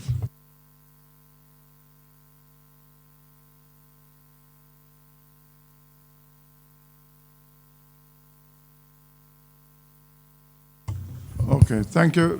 Thank you very much. Teachers and students, I hope you have learned of how the council's business or the people's business is conducted here. And I hope to see you in the very near future visiting me in the mayor's office. Councillor Murray has just indicated to me that your next visit will be soon as I confirm a date with him. So once again, thank you for taking time out to be here with us today. Thank you.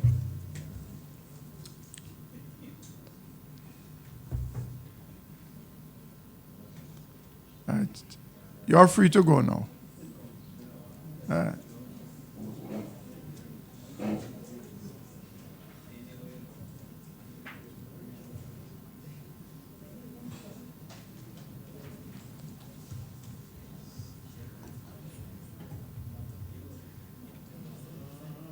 Mr. Lee, building within the city, where we need to move a little faster. Building within the city. Thank you, Mr. Chairman. We have made application to the through our attorney to file for an absolute order of sale for the buildings listed here. With Building the 1, exception, 2, 3, and 4? Yeah, with the exception of item 2, which we have made an application for it to be removed, since the nuisance has been... Quiet, councillors, please. Since the nuisance has been abated, we're now in the process of recovering costs associated with the process. The other items, we are in the process of filing for an absolute order of sales. So we continue to work on that. These matters, Mr. Chairman. Mr. Lee, of interest, Yes. do we charge interest on these money that we are seeking to recover? No, we have not been charging interest. That is something that I would have to. It's not customary that we charge. No, it's not customary, but there's nothing to say we can't. No, I wouldn't say there's anything that say we can't. Well, So let that us is something proceed. that we could look at. Let us proceed. Okay. Legal officer, Ms. Barrett, is there anything that would prevent us from charging interest? Well, as regards interest, it's something that could be part of the order. So it's something that we could ask the court to make a judgment as it regards the interest. Yes. It's not so much so that we would charge the interest. Or you could ask a question. Well, I mean, Could ask. with all legal directives, yes. Okay, thank you very much. Good, good. Water shortage in several areas in St. James. Superintendent Grant is not here to give us an update. Mr. Tingley, the Cuban committee, that looked like it's not getting anywhere. Street lights within the parish. Mr. Lee, do you have an update? Any update on that, Mr. Manny? Yes or no? Quick, man. No update on street lights, and I don't hear much complaints from the councillors. Week of events by those people, Mr. Lee, Mobile Pride, yeah? Any update? I think you should have some update. Oh, okay. Yes, Mr. Chairman. Just to say that the matter has been discontinued in the court based on the request of the plaintiff. That's what he called. Right. And so this matter, I think, would be at its end. We're just awaiting the actual document from the court, which sets out that the matter is discontinued. Okay, thank you. Resolution regard sale of community lands in Iron Shore. I think I've seen a letter here. Resolution. Yes, Mr. Chairman. The letter from George Duncan. Right, we are still pursuing. We have received a letter from the attorney handling the transfer, Mr. George Duncan and company. He had advised that the matter. Okay. 3rd of The March. date of the letter. Like that. Okay. So we received a letter, and it was after we made inquiries through our attorney, Miss Natalie Barrett. He responded to say, reference is made to the caption matter, dated, and your letter dated February 27. He advised us kindly be informed that the documents were relodged at the title's office for completion. And the issue is outlined that we had received a requisition stating that the name on the title differs from what is on the other documents. The titles are in the name Slydie, Basil Johnson, Wither instead of Slidie. So there was some issue with the spelling, and so they have filed the documents, the two documents, to make the correction, and therefore the matter should be, we expect that very soon the matter will be completed. Okay. So I'm expecting that pretty soon we'll have the transfer completed. All right, good. You, I asked a question. As to the date of that document, I think you said it's the 3rd of March.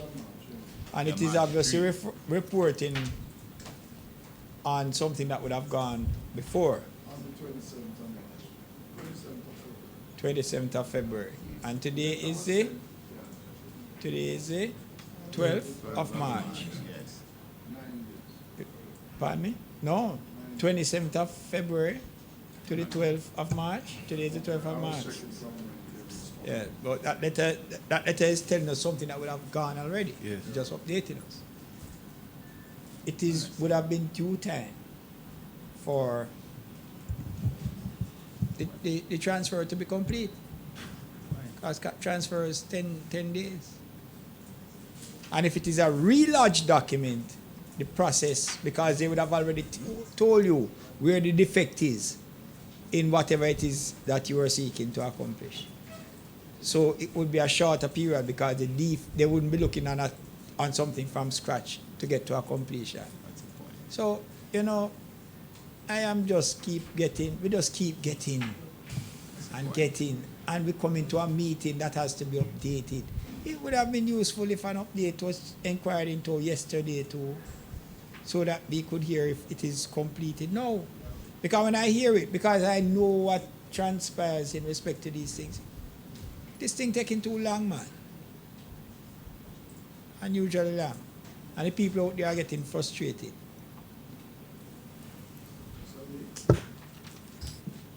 I take it. We got a letter on the 3rd of March saying that they have gone through that process, and they're asking us to therefore to bear with them a little longer. The 3rd of March. I mean, Mr. Chairman, in my view, I do not think it is unreasonable for us to, between the 3rd of March and to the 12th of March, to say that that is an inordinate time to allow the title office to complete their transaction. speak to the matter. Take a call, tell him that this thing is long movement.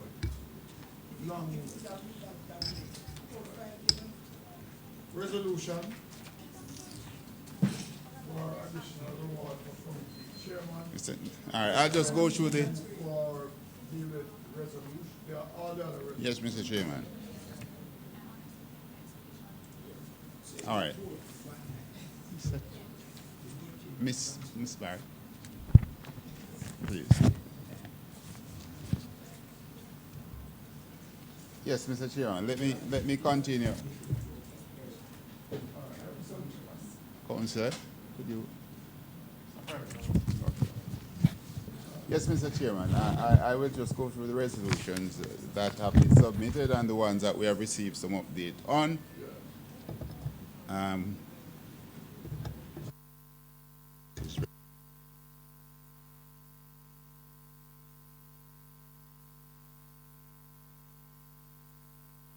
Resolution having to do with the abandoned cemetery, where we are in the process now of making the application to the minister for the absolute order in relation to the abandoned cemetery. What we have to do is submit a plan as to how we intend to use the space. So the superintendent is working, and we will, of course, consult with yourself and other councillors in finalizing the plan. So that process is ongoing. That will be completed by the end of this month so that we can make the application, Mr. Chairman. Okay? Resolution seeking to rename Southern Cross Boulevard. we have submitted additional information to the local government ministry, and they have advised us that drafting instructions have been issued to the Chief Parliamentary Council, and so we are expecting to hear some information on that matter in short order.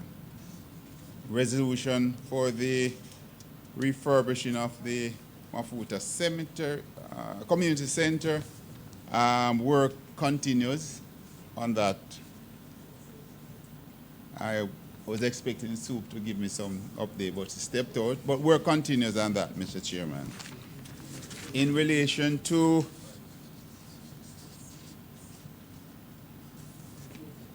resolution to rename the roadway known as Rhine Park again, they have requested additional information, and that information was also submitted to them.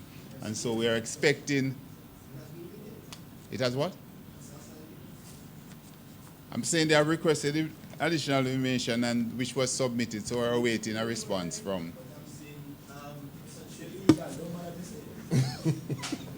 I'm saying that the assign was posted with the new name. Who posted it? You wanted a ceremony? Who posted it? The council. No.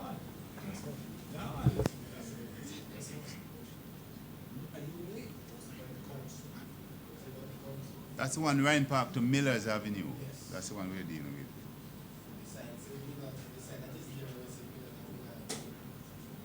All right. All right. Well, we'll have to speak to that when the Soup gets in. Okay. The resolution to rehabilitate community roads in Catherine Hall. We have submitted that resolution. We got approval for some $20 million, and we got the first tranche for $10 million, and so that work is supposed to be started in earnest. And I see that the council from the Spring Garden Division is happy about that. All right, so, Mr. Chairman, those are the resolutions that we have had some action on. And we continue to pursue the rest where we're advised that the ministry has been working on the other resolution, and they will update it as soon as something comes up here. When the superintendent is back, I would like to find out from him. Yes. When the superintendent is back, I would like to find out from him the work that is left to be done on the Mafuta Community Center. Okay. Because, in my opinion, that work should have been completed. And Labor Day is right around the corner again. So we need to know what work is left to be done. As it relates to the cemetery, Mr. Lee, what is the ministry requesting from us? A plan of what we intend to do? Yes, Mr. Chairman, in order for the absolute order to be granted by the minister, a plan must be prepared and submitted outlining our intention for the land, the use of it, and it is that plan that he would review, and if he's satisfied with the plan, then he would give us the absolute order. And that is what we are in the process of doing now. That is something that would require the input, Mr. Chairman, of the administration and yourself and your department. So Mr. Grant is in the process. I'm sure he will be consulting with you and this committee in terms of the way forward. Though we had a tentative plan already, which was to convert it in some parking facilities, but the detail of it has to be worked out and submitted to the minister. You know, Mr. Lee, I'm going to make a comment on that, you know. You know, we have been talking about this thing for a Very long time. And even when we were awaiting confirmation from Minister, we could have at least designed something that, would like to be done to that place. Right? But I'm saying that why is it taking so long, Mr. Lee? I don't think we are, I am going to schedule a meeting, councillors, for next week, Friday, to discuss one item. This item that Mr. Lee just raised a while ago. Next week, Friday morning, please, at 10 o'clock, we'll be meeting right in here, and we're not going to be leaving out of here until we agree on the way forward. And we'll be giving the superintendent reasonable time, not to exceed 30 days, to come up with that plan. Or else, Vernon is the youngest one here. Right? You might spend 10 terms here, without it reach anywhere. So let us, just like the whole shoe market, we hear about this plan coming. We thought more or less that would have been way down the wicket. Right?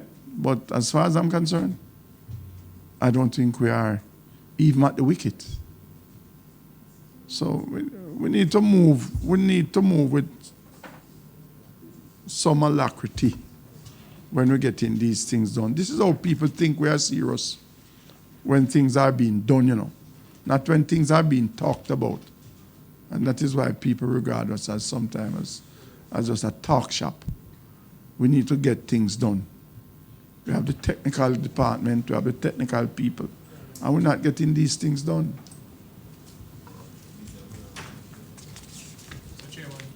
So next week, Friday, at 10 a.m., Mr. Lee, could you please send out the information that we meet here, and we meet with all the technical people, and we sit right in here and we iron out that situation, because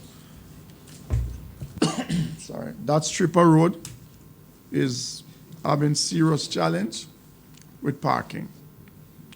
And if we can develop that area into what we said we wanted to be developed into, then it would mean revenue for the coffers of the municipality. And for what reason, I don't know.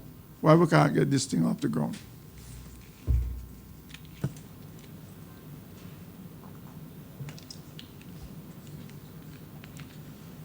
There's no fever, okay?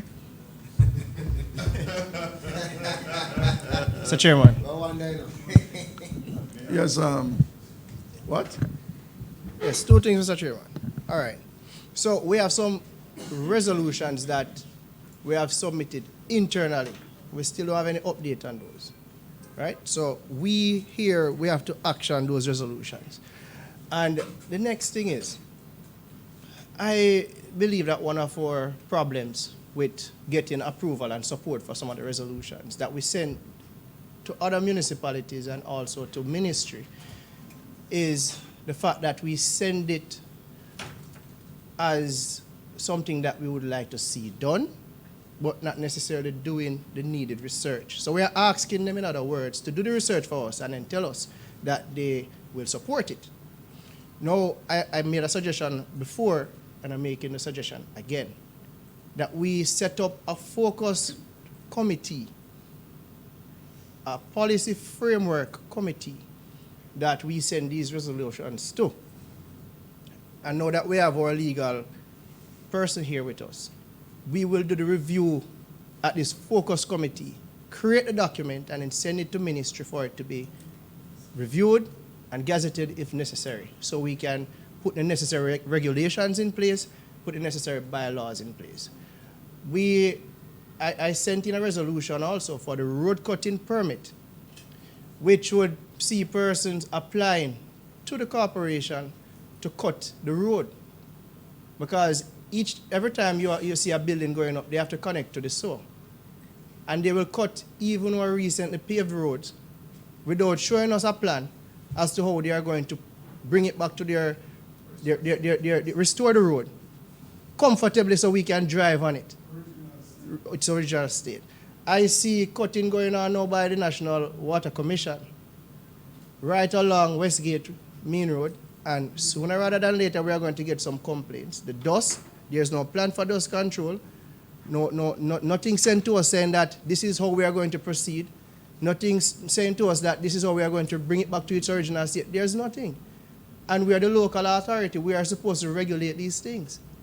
So I'm making a suggestion, probably it needs a motion for us to set up, because we can move the motion to set up a committee, a focused policy framework committee that deals with these legal things so we can get them action. And when we send these documents off, then they will review that complete document, and if needs be, we'll put it in a bylaw format. And they will review these documents and say whether or not they approve of these documents that we are sending off. But we are sending persons to put these documents together for us, and that is why we are not getting the responses that we need to get. So that's my suggestion, Mr. Chairman.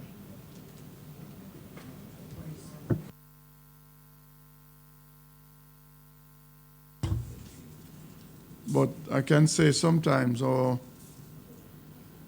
local authority doesn't serve us very well, because when those problems arise, dust nuisance, and I had raised an issue here one day that we should seek to repair these roads and sue NWC or whichever agency or government that damages our roadway, right?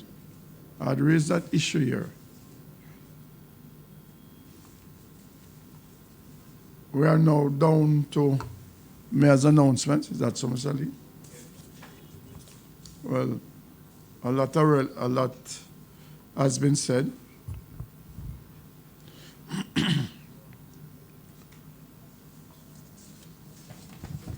As a municipality, as an arm of central government, we take note of what is happening as it relates to the COVID-19, popularly referred to as the coronavirus. I know the Public Health Department is here, and they will go through the best way to prevent the illness and to avoid being exposed to the virus. They will also take you through other steps that we as citizens need to take. I can update you as to what we are doing as a municipality. We are fully aware of this new strain of virus. We are fully cognizant of the effects if it gets out of hand. And as such, we are taking the necessary steps at our municipality here. Here at the St. James Municipal Corporation, we have activated a protocol regarding the prevention of this disease or this virus. Security officers at the entrance to the building will be distributing from hand sanitizer to those persons who are entering the building. Hand sanitizer dispensers are being installed at the entrance to the elevator on each door. All officers are equipped with hand sanitizer dispenser to be used by other staff members. Gloves and face masks have been procured and are being distributed to persons who think they may need it.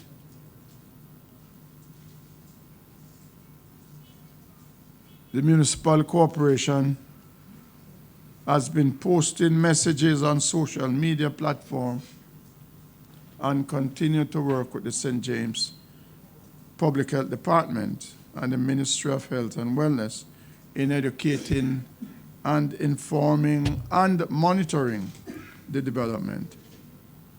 All non-essential travel by members of the St. James Municipal Corporation are prohibited until further notice.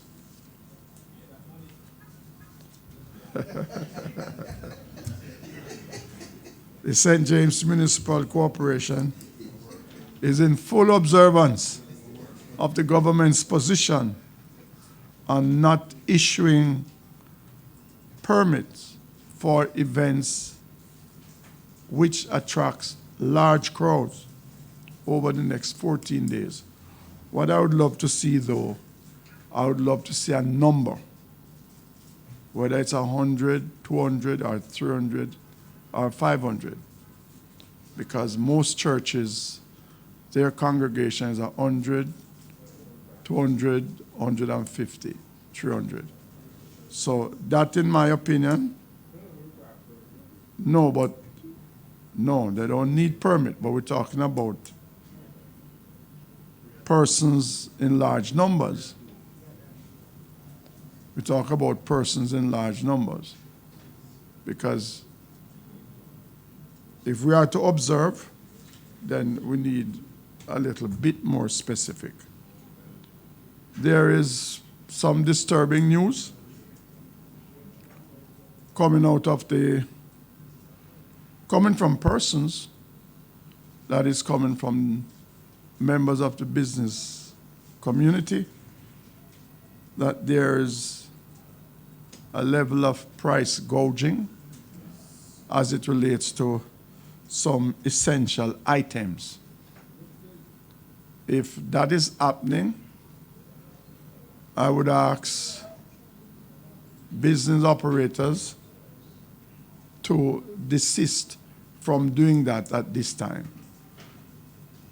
We are in a difficult period, but I don't advise our citizens to be going around and spreading information which are false, information which is not substantiated by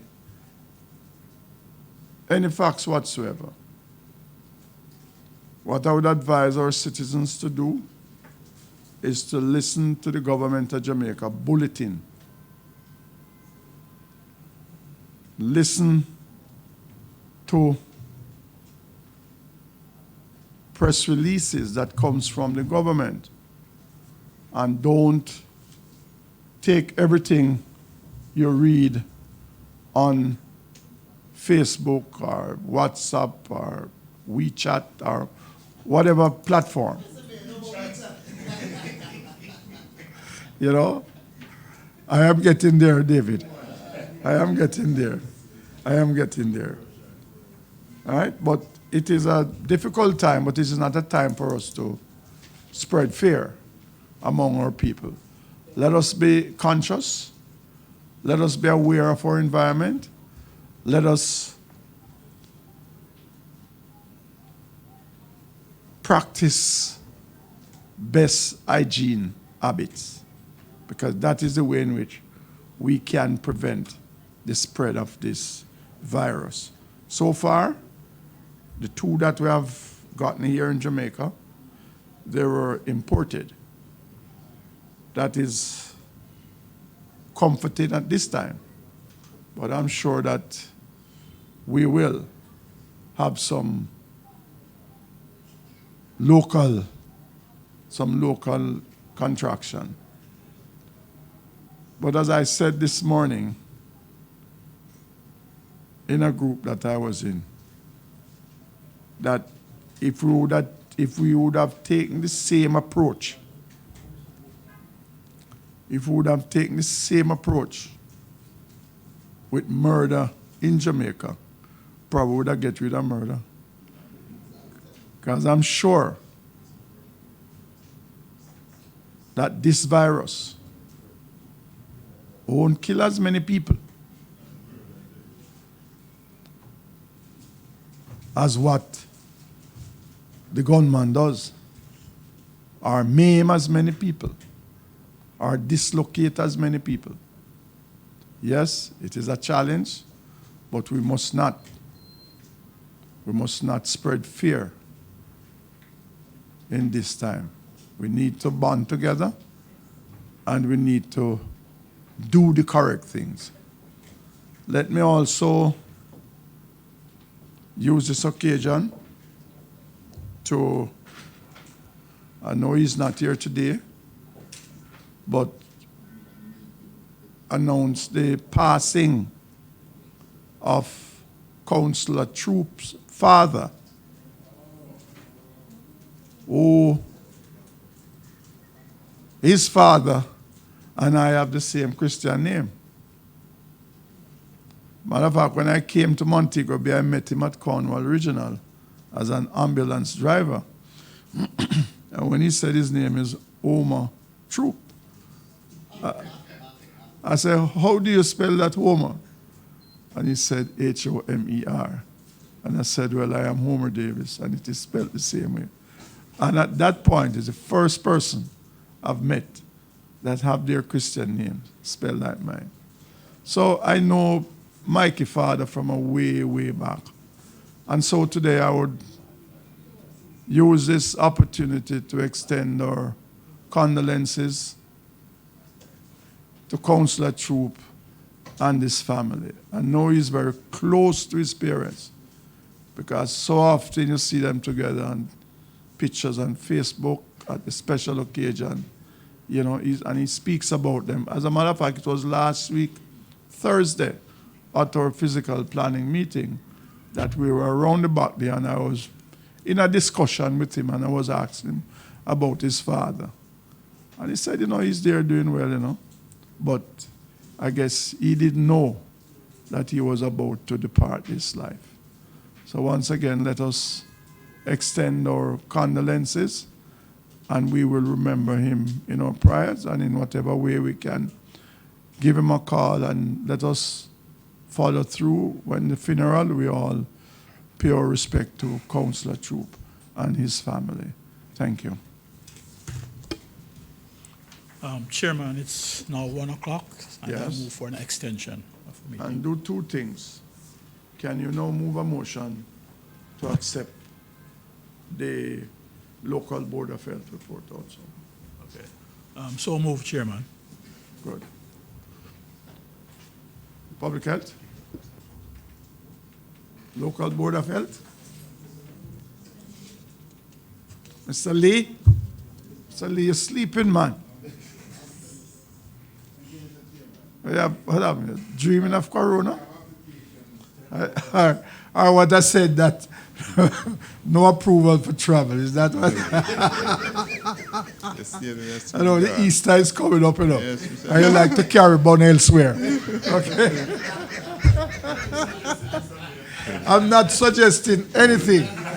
My CEO is a very disciplined man, but he likes to travel. Thank you, Mr. Chairman. We have applications for barbers and hairdresser,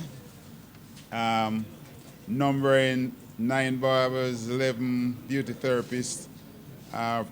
Those are new. We have also some 37 beauty therapists that are here for renewal. And all meet the requirements of the public health and the municipal corporation, and therefore they are here for approval. They have been circulated, so Mr. Chairman, I've asked that you entertain such a motion.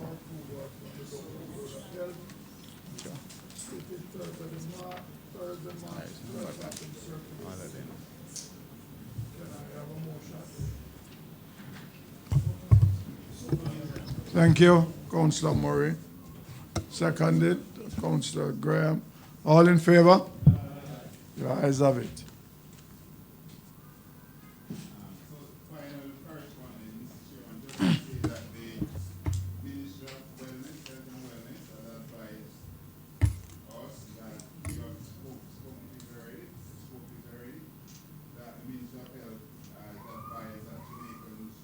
Should avoid unnecessary travel to any affected areas, and they also advise that officers should not be granted permission for non-essential travel to any countries that are identified in the travel restriction.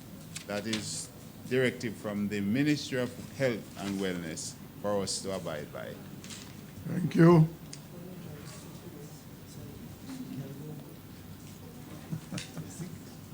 Yes.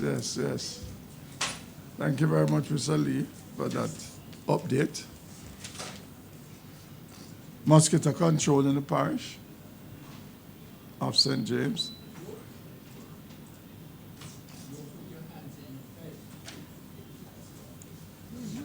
Yes, ma'am. Yes.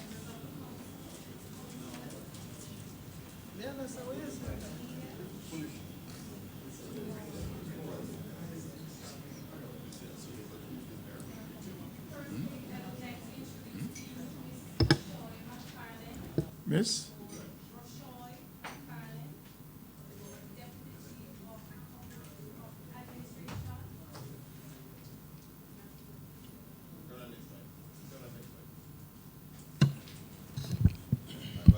Is this better?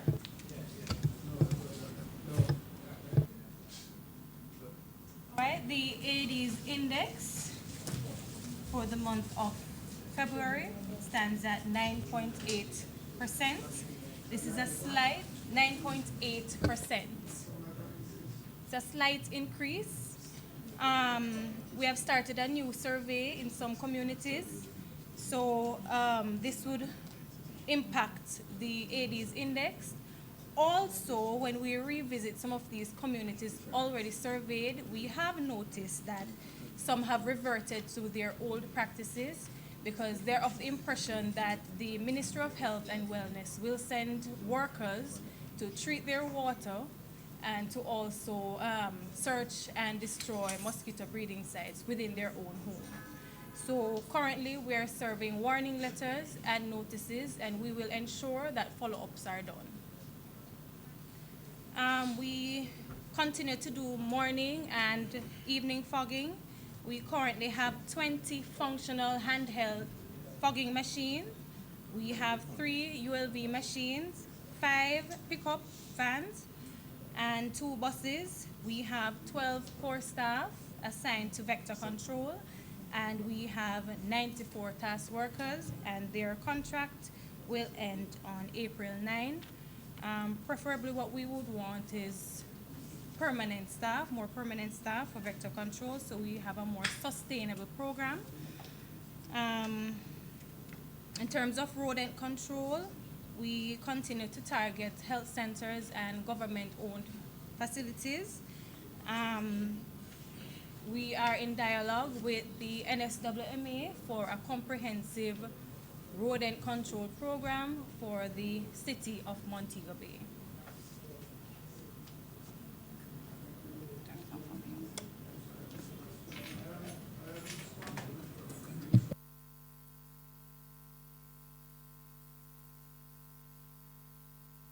No, I'm saying I'm surprised to hear that the indices has increased. I thought more or less that, based on the amount of work that we have been doing,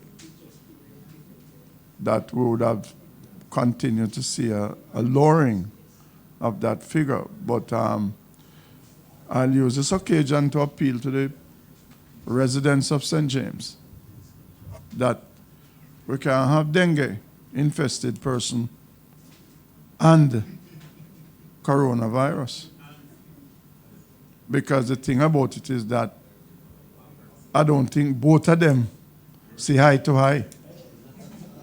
I don't think so. because dengue have its serious side effects and can cause death. Coronavirus also have its serious side effects and can cause death. So if two of them start buck up in the same space, it might be a big problem. So I would love for our citizens to take some serious look at their environment, take some serious look at their space, and whatever needs to be done, if they think they can't manage it, to call the public health and get advice of how to deal with some issues. But there are some big issues out there in communities, because I've been moving around, and sometimes what I see out there, it is a recipe for problems as it relates to the whole mosquito-borne disease. I heard Mr. Robinson spoke about removing of motor vehicles, old derelict vehicles. I want to know where them vehicles is being moved from, right? And I said it the last time, and I'm going to say it again. I think we need to have a jointly drive between the Municipal Corporation and National Solid Waste Management Authority and the police for us to go in all these communities along the roadways where vehicle park there, they don't have no tire. It jack up on one side, and it is minimizing also the area which vehicles that are roadworthy traverse. Sometimes you have to stop to allow the vehicle in the opposite direction to come through. Because of what? There are vehicles that are parked on the roadside for weeks, for months, and sometimes for years. It sometimes reach a point where they turn it on the side. And it is there. So I'm wondering if these are the vehicles that Mr. Robinson speak of removing. Well, you're not doing enough of a good job of that, which I have said it, and I spoke to someone earlier this morning. The way in which you guys seek to move these vehicles, you're wasting government resources. You can't have a big 10-wheeler truck. You put 3 little pieces of old car on it. That is waste of time. That is waste of time. You need to get equipment. You need to get a tractor to crush these vehicles. So instead of you put 3, you can put 10 at any one time. Right? We're wasting government resources in doing that. I used to do it. We load 18 old cars on a flatbed trailer. You press them out and you put them there, and you chain them down and you carry them to the dump. 3 cars and 2.5 pieces of old car, can't cut it. You use the same amount of gas oil. So you guys have to start thinking differently. It can't work like that, Mr. So I am proposing that we put a team together from the Municipal Corporation, NSWMA, and the police for us to go right across the parish. But we could target some areas where we serve notice, we paste up the notice on the cars, and I am prepared as a municipality to engage some wrecking companies to come in and do some serious removal. If the time expires and we go back there and those vehicles are still there, we just take them up and carry them to the dump. Because they are indeed a nuisance out there. They are breeding sites for mosquitoes, they are breeding sites for rodents. Plus, some of these old vehicles used as covers. A person with devious means, they hide behind them and rob people who come from church at night time. So I'm saying that we need to take a serious look at it. And not only just to look, we need to just move and get rid of some of these derelict vehicles right across the parish. But let us target some communities and see how we can deal with them. Thank you very much. Thank you. clarification in relation to the report given by public health. When you say the index is at 9 point whatever, you would have done it's a measurement, right? Whatever it is. And what I want to find out is that when you came and reported it at the 7 point odd, you would have done a measurement in a geographical space, correct? Correct? Good. Is it that you are saying that your report today is reporting on the same geographical space? That is my first question. And if it is so, can you tell us what is that geographical space that you would have measured to get the 7 and what you would have measured to get the 9 point whatever? My second question is, in your report you said that you are targeting in the rodent what do you call it? Rodent control. You're targeting health clinics and government buildings. Why aren't you targeting the restaurants as part of your rodent control program that keeps putting out leftover food in the public space? I could not understand it, so I'm asking you for some clarification.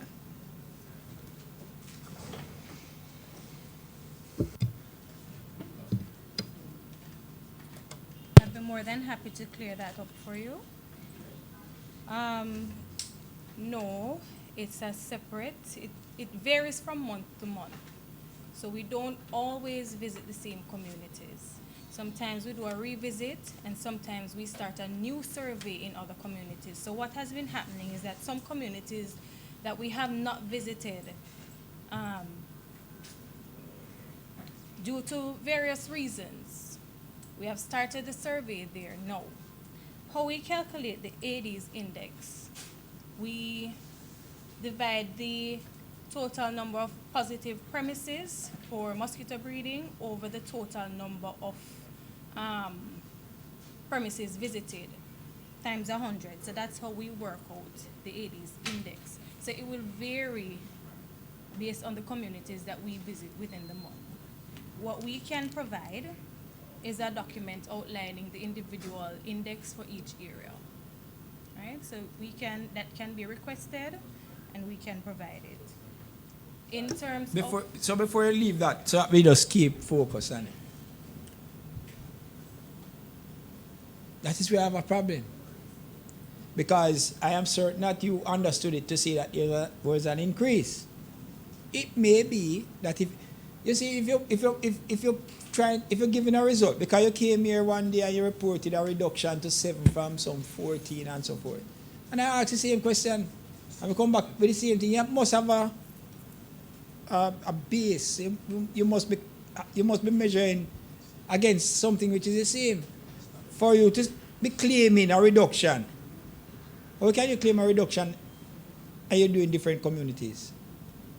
How it is that you can be even given the impression that there's an increase and it's a different community?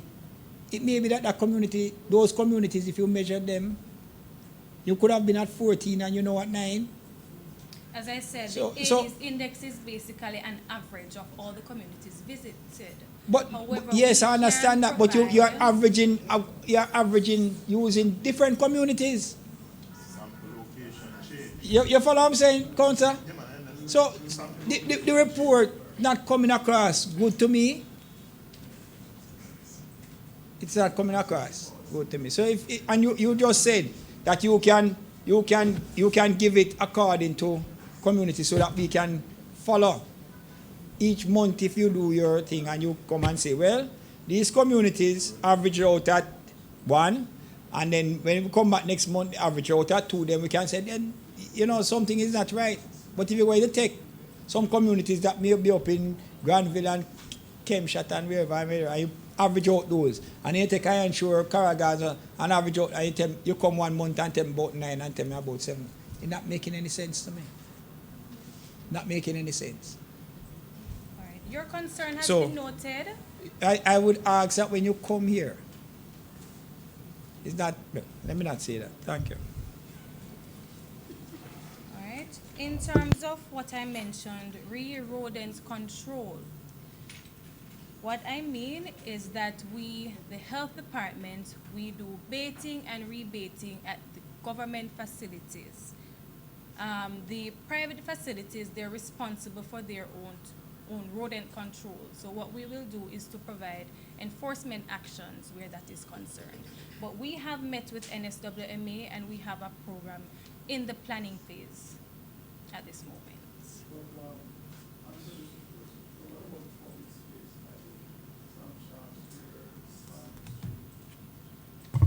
The public space, like the Sam Sharp Square, the Barnett Street, the market, the usual breeding area. Have you been doing any baiting in those areas? Yes, we have. Yeah, what you say, you're primarily focusing on government institutions. Right. But what we do, we liaise with private facilities for them to, we guide the process for them to do their own rodent control. Yes, but these areas that I've mentioned, I mean, the roadway,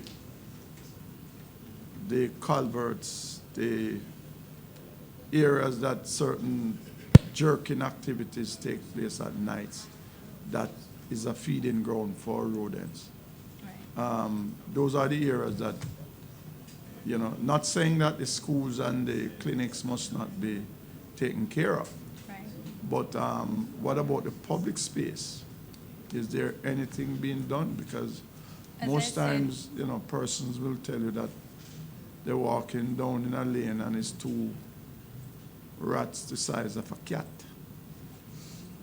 As I said, we have a comprehensive rodent control program being planned in collaboration with NSWMA. So we plan to include those main areas within this program.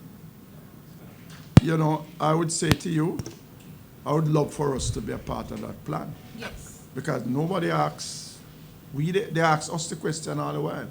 Why is it so many rats are all over the place? We are the person. We are one of the main stakeholders in this. So I don't think the municipality should be left out of it. No, you won't. Right. No, but you keep emphasizing that there's a discussion now taking place between the public health department and the NSWMA. I'm saying the municipality must be involved. The planning. Okay? So if we're involved, then probably this discussion would not be prolonging as it is now. We would have been aware of what is being done. But when you mention only certain institutions and, you know, it sort of rings an alarm. All right. So we stand ready to be a part of that team to have discussions, okay? Yes, we'll be more than happy to have. All right, thank you very much. Before we let her go, Mr. Chair. Yeah. Can you tell us, because this commencement of this plan is something that I suspect would have originated in a meeting of the Public Health Committee where we said that the public health, the National Solid Waste, and I had, when I made the comment, the Municipal Corporation should sit, just as you have said it there, and look on the various legislation as to how we're going to tackle the problem that is of concern. Well, they have obviously excluded the Municipal Corporation, which is, well, I suppose, at the moment, in the discussion, they have. But I disagree with the approach because enforcement, we have an enforcement team. This NSWMA has an enforcement team, but it's an enforcement team of, must say, 2. An enforcement team that goes to different, is a regional enforcement team. We have municipal police who can participate in the whole. So we need to know how we're going to strategize that out. But the question, you said you are discussing a plan, discussing a strategy. Can you tell us when it is you expect to have that completion and the presentation to the council, the local board of health, and that's the completion of that plan and strategy and discussion, the final thing, so we know where we are in respect to dealing with your rodent control, which seems to be a recurring problem, but it's a problem that I believe that can be resolved. I do honestly believe we can resolve it. But tell us where you are, when we expect it, next month, next 6 months, next year, because I think you started the discussion from last year. Yes.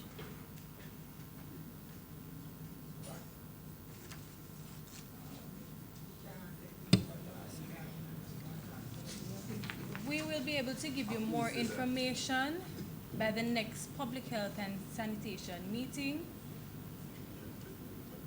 So we'll be able to give you more information at that time. Information along with a plan of how Along we with proceed. the plan. Yes. All right. Good. Thank you.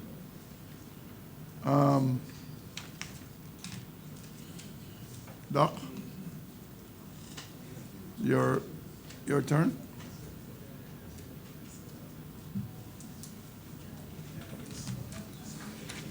Your Worship, Mayor, councillors, members of the other agencies, and media, good afternoon. Essentially, I know just to say that, we continue our services in the parish, but of course, I know ideally today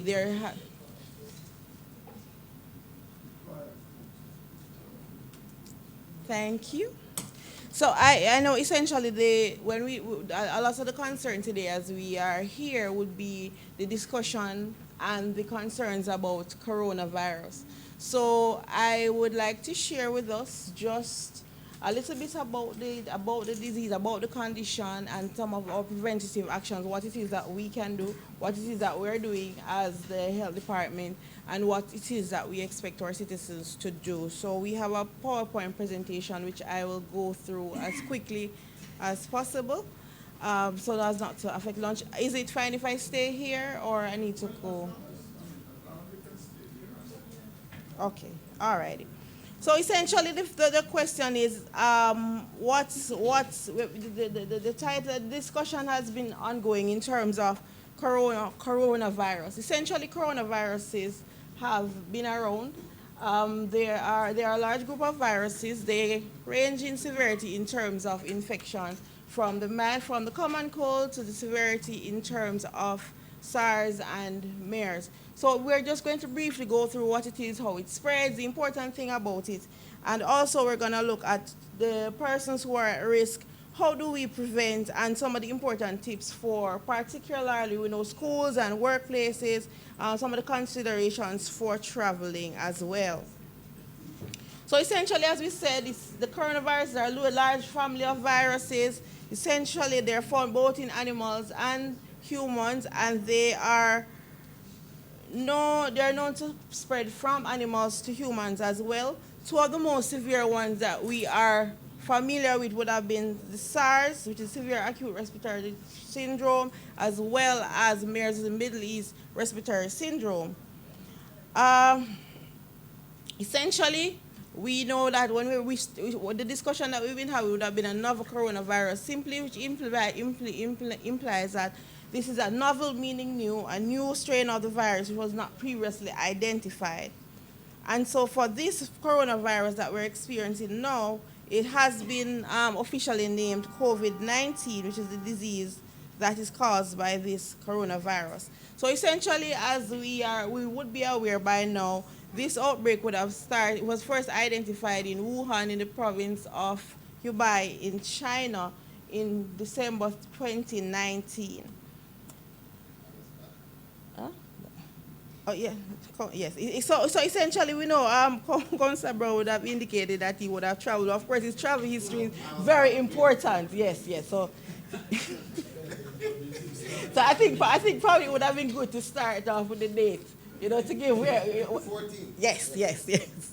Okay. Okay. So essentially, this just gives a little bit of an outline. So essentially, they identified the first set of cases, and by the notice that a cluster of persons were developing pneumonia, they were common. They noticed that they had all visited a seafood market. And so, after further investigations, they found that yes, it was a new strain, was identified on the 7th of January. However, by the 30th, they had close to about 10,000 cases, and they realized that essentially this was of not just concern to the country, but globally. And so they would have the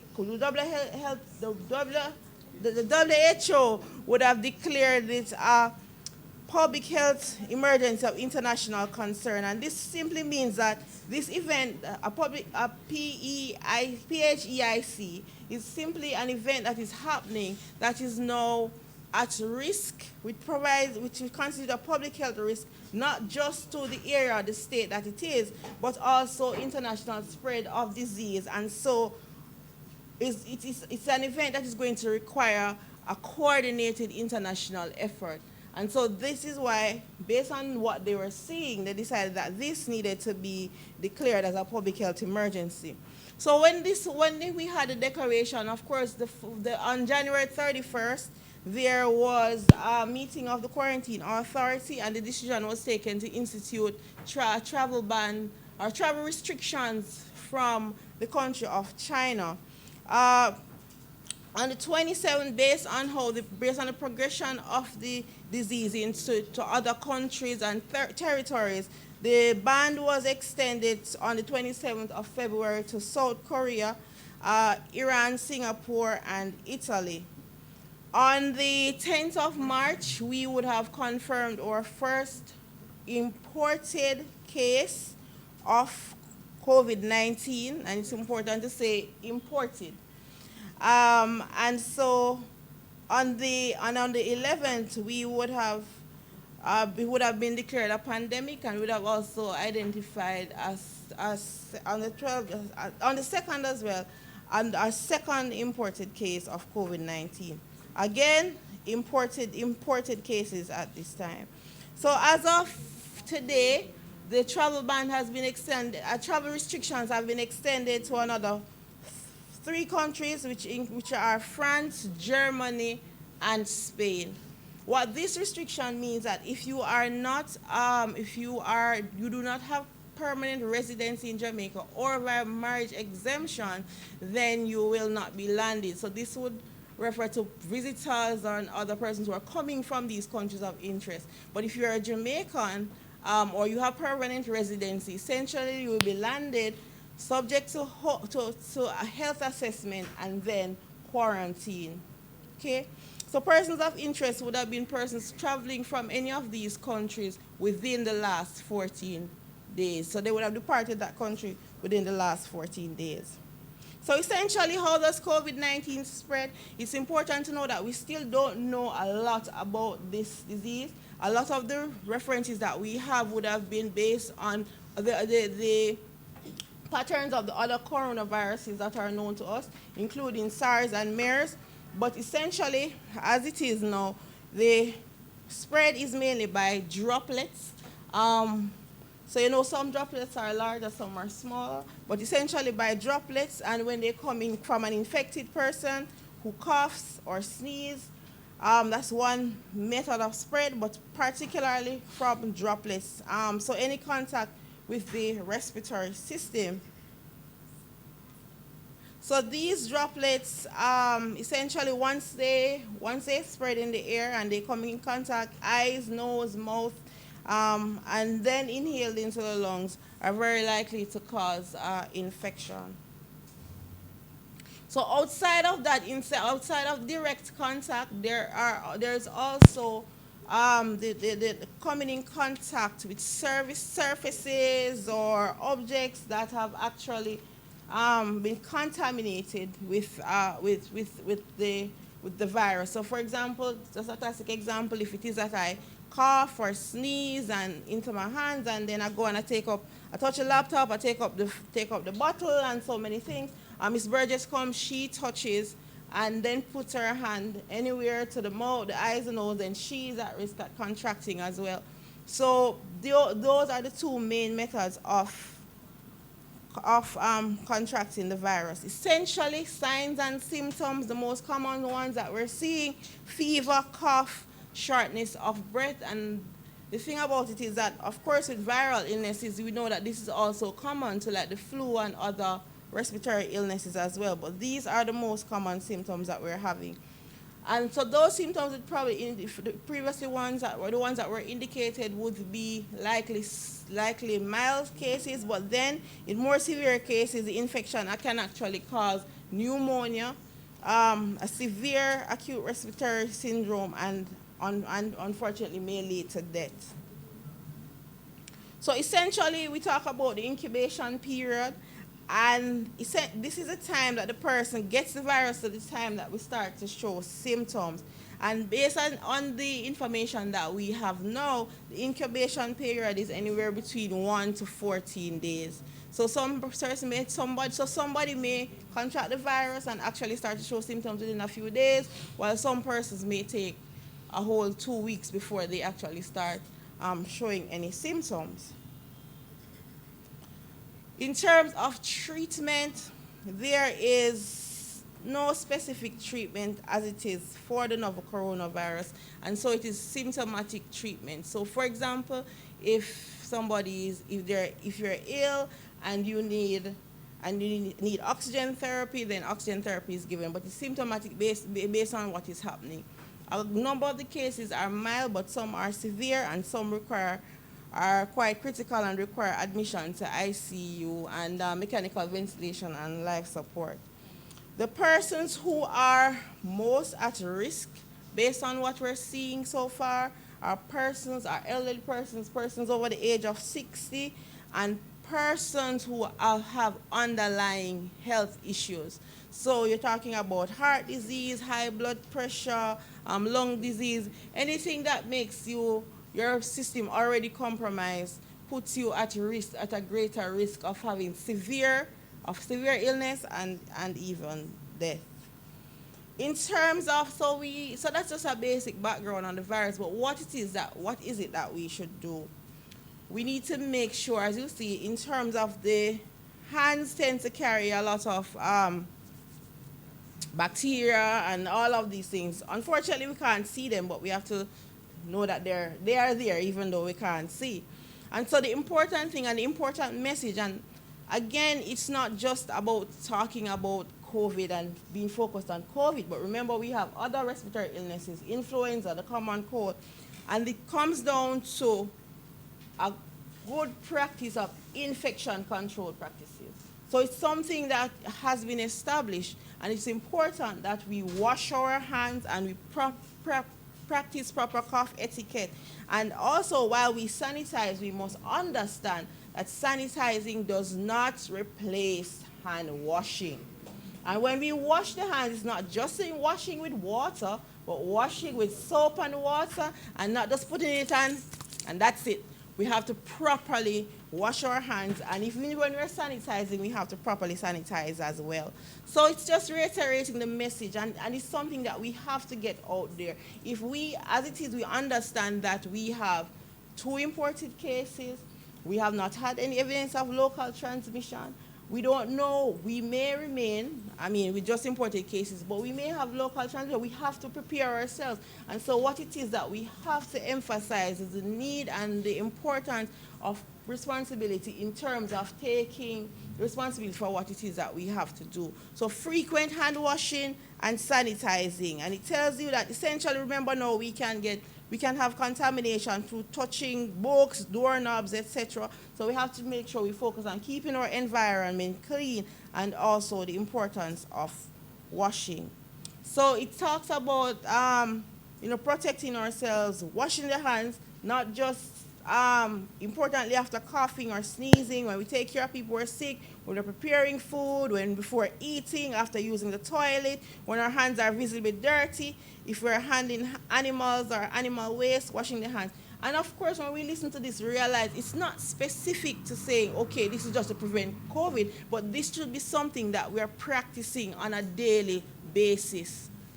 And so the thing about it is, if it is that way, it's not something that we practice, then it's going to be very difficult for us to do because it's not a natural habit. And so we have to develop that habit in terms of make that good practice, so not just for COVID, but beyond that, to say that we are taking proper care of ourselves. So essentially, this just indicates that we wet our hands, and this is just a little bit about applying soap. So we can't be stingy with the soap. You know, we have to make sure all of the hand is covered. It tells you we need to scrub the middle and the back of the hands and the wrist between your fingers and nails for about 20 seconds. So, you know, some people, when they wash their hands in 2 seconds, they're finished. That's not the case. We have to wash and scrub the hands. And then importantly, to rinse the hands properly and then to dry with a paper towel and to discard in a bin. If it is, again, sometimes we understand we're not in a situation to wash our hands at that time, then we can use our hand sanitizers. We know they come, or alcohol rubbers we call them. They come in different concentrations, but the recommended is at least 62%. 70% is ideal, but at least 62% alcohol. So once you get a sanitizer, don't just grab it up and say, yes, I have sanitizer. Always check to see what the concentration is. And again, when we're using the sanitizer, it's pretty much the same process as washing the hands. So we have to go through all the steps and to ensure that once your hand is nice and dry, then you're good to go. The other thing is that if it is that we realize that the hand is visibly dirty, wash it. There's no role for trying to, your hand is dirty, definitely we have to wash it. And again, to emphasize that we should not think of sanitizer as a replacement for hand washing. In terms of cough etiquette, we cover the nose and mouth with tissue, or when we cough or we sneeze, if it is that we throw it in a closed bin, and afterwards we make sure that we wash.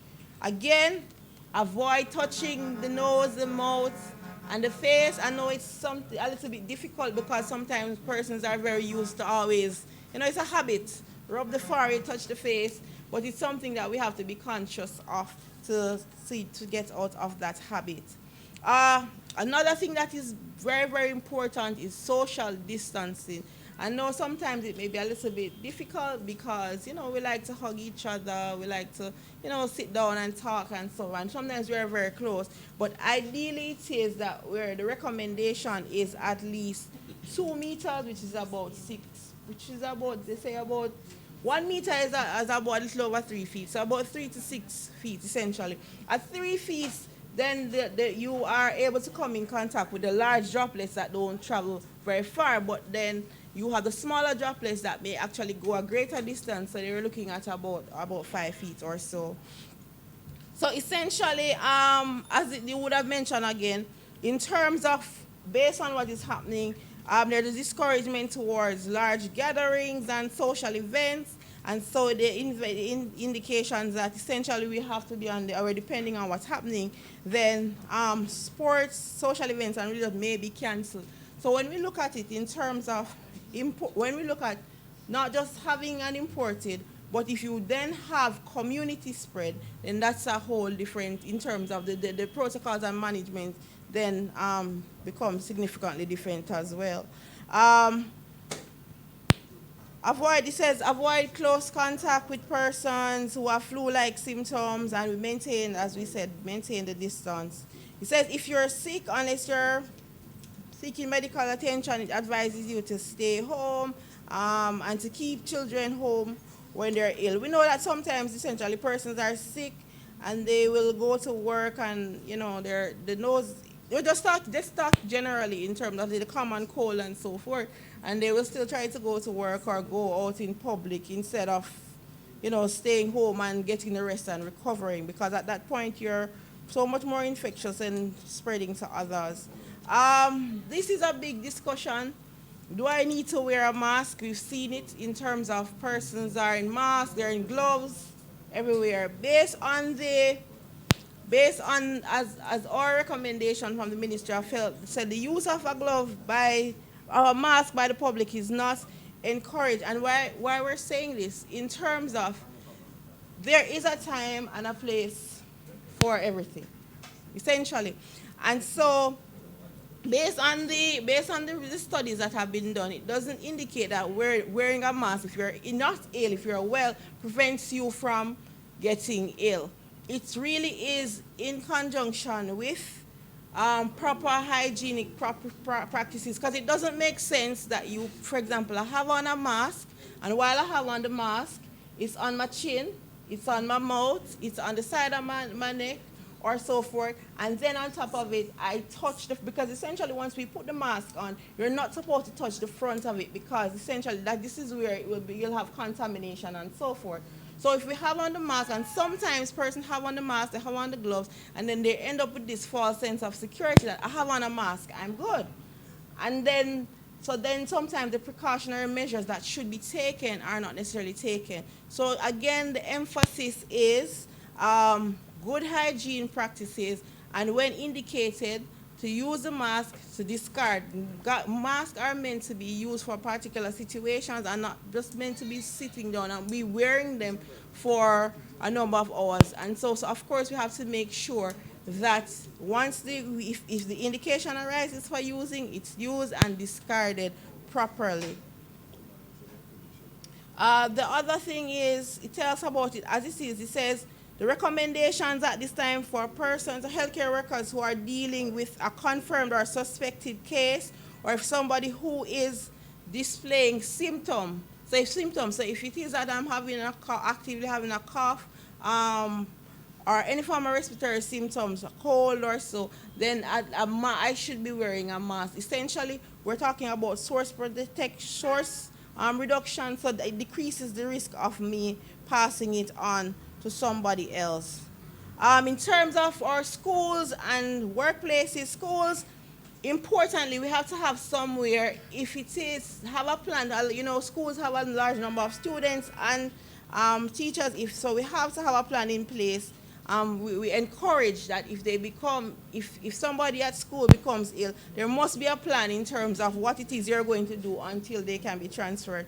Encourage the parents to keep the children home when they're sick. Promote hand washing, soap and water. And again, we talk about hand sanitizers, of keeping the hand clean. Importantly, we need to make sure, remember the virus survives outside of the body. Indications are that it may live more than hours up to a few days, and so it's advised to clean surfaces to remove contamination with disinfectant. For workplaces, of course, employers and the ministry would have released a protocol or guidance for employers in terms of some of the steps that they should take. But just to promote regular and thorough hand washing by employees and customers, having hand sanitizers available in prominent places and making sure that they're kept refilled. Just to remind people in terms of displaying posters about hand washing, and to make sure that customers and staff have places where they are able to wash their hands with soap and water.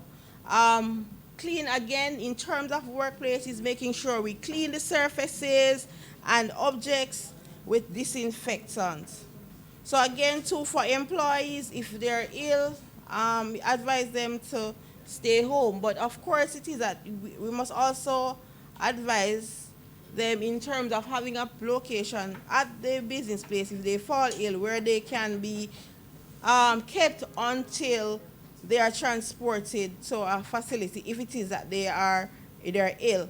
Importantly, update contact information for employees and their emergency contact. Sometimes it is that we have the employees and we may not necessarily know the necessary information if in case there's an emergency have to reach us. So we encourage employers to update this information. Have an area where you identify, you keep your persons, keep the persons if they become ill, and also strategies if members of staff become ill, how will I continue my business? Again, social distancing techniques, sometimes you may be able to use video or telephone or video conferencing or the internet depending on the situation. Sometimes it may be that employees may be allowed to work from home or to work flexi hours to avoid peak public transportation times or crowding of the workplace. So of course it is that, we have to be innovative. So all of these things, we have to think about them and put these plans in place. So if the situation arises, then everybody knows exactly what it is that we need to do. So we are talking about staying home at ill, investing in laptops so they can remotely, mental and emotional support, and having contact with the medical officer of health for the parish or the health department so the information can be passed on. For the areas that we identify for where persons are to be staying until they're transferred, essentially it should be well ventilated, it should be private, and it is essentially until the person can be transferred. And this is for persons who are at work and who are symptomatic. When traveling, of course, we maintain a strong presence at our points of entry, but as it is now, it is recommended, as he would have mentioned, in terms of traveling, non-essential travel to countries that are actively having a COVID outbreak. And I would have spoken a little bit more about the policy for coming into our country, admission into our country as well. And so the major purpose of what we're doing is to provide maximum security against the entry and spread of disease. So again, at our ports of entry, we have, apart from personnel, we also have thermal scanners. And so we work towards identifying and quarantining and isolation of persons as necessary if it is that, if the need arises.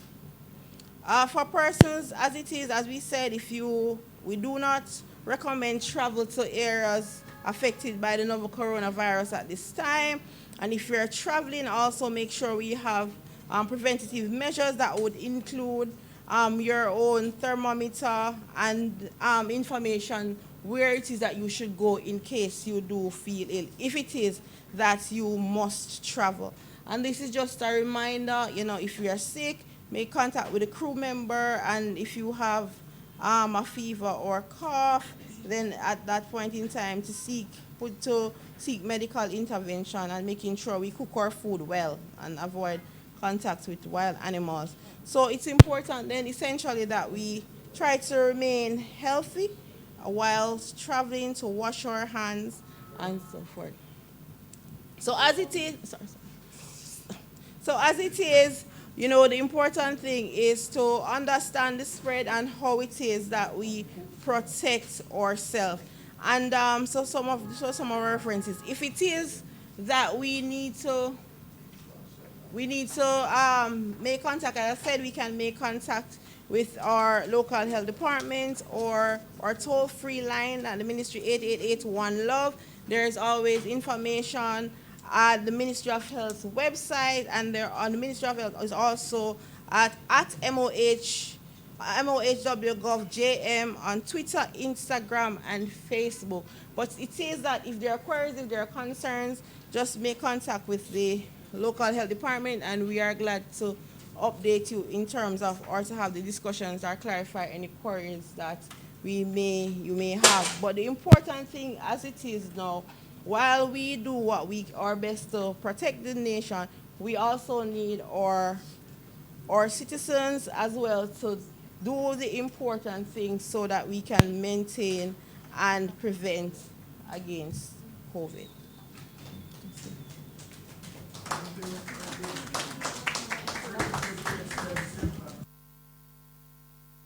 I'm sure that the councillors can interact in a more meaningful way when they go into their respective divisions, because I think we should use the occasion and go into our divisions and speak to the people and try to alleviate some of the fear that is out there. But thank you very much for that report. Councillor Crawford, you have some things to add? Mr. Chairman, Okay. thank you. Yeah, Mr. Chairman, I hear the ministry speaking of washing hands, but I haven't heard us talk about regular baths and stuff like that. You know, I mean, it's only reasonable because you have your children at school. When they come home from school, my kids come home from school and say, hi, Daddy. I say, don't hi, Daddy. Go bathe first and put those clothes in the hamper. Because if the virus can survive a few hours or a few days, bathe. And there are workers that reuse their uniforms every day and go back to work. They need to encourage that is discontinued because the virus will continue and so on. So practical solutions, Mr. Chairman. I hear rubbing alcohol is also a good thing that can be used to deal with the virus. Rubbing alcohol, yes, so we should be encouraging people to buy a liquor spray bottle and keep it in them house. Spray, spray, spray. Practical solutions. Mr. Chairman, all I'm simply trying to say is that the potential of the virus is largely dependent on how we react to it, how we respond to it. Yes. And for the little people that can't afford Lysol and stuff like that, we need to start talking to them. Bathe. It's more important to bathe in the evenings when you get home from work than in the mornings when you go to work because you're more exposed after you move around and stuff like that, Mr. Chairman. That's my only input. I think you'll make a good missionary in your division. Mr. Chairman, just 3 quick questions. One. One, thank Coming you. again? No, man. Oh, sorry. I don't even like to stand up. Mr. Chairman, through you, the information that I think we need to garner as well is surfaces. Can you tell me if on different surfaces, the tenure of the length of the virus, is it the same? So, Mr. Chairman, would it be the same on metal? Would it be the same on plastic? How does the COVID-19 react to wood? Is there any information that can guide us as to the length of time on varying types of surfaces?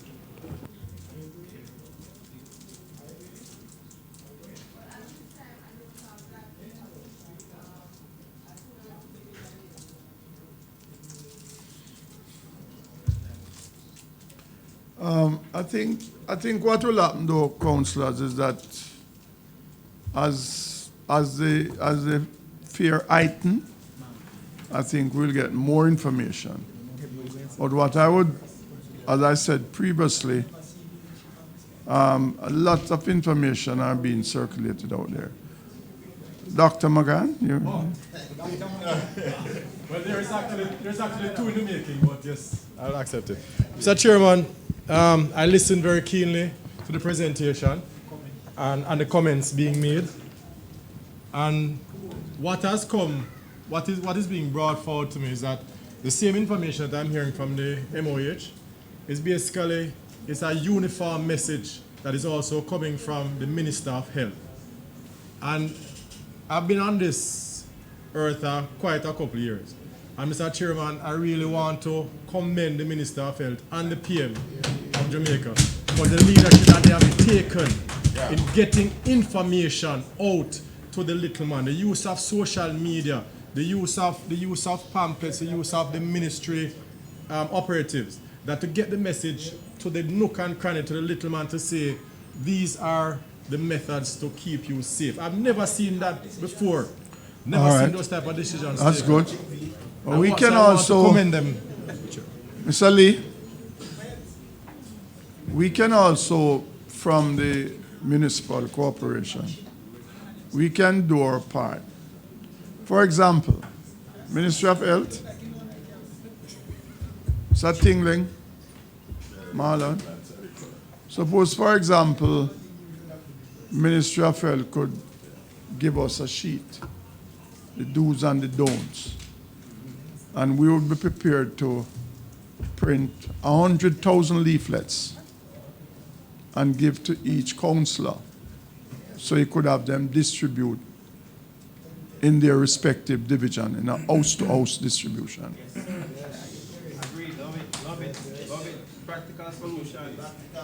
Yes. So let me hear from Doc.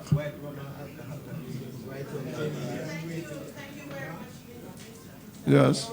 Yes.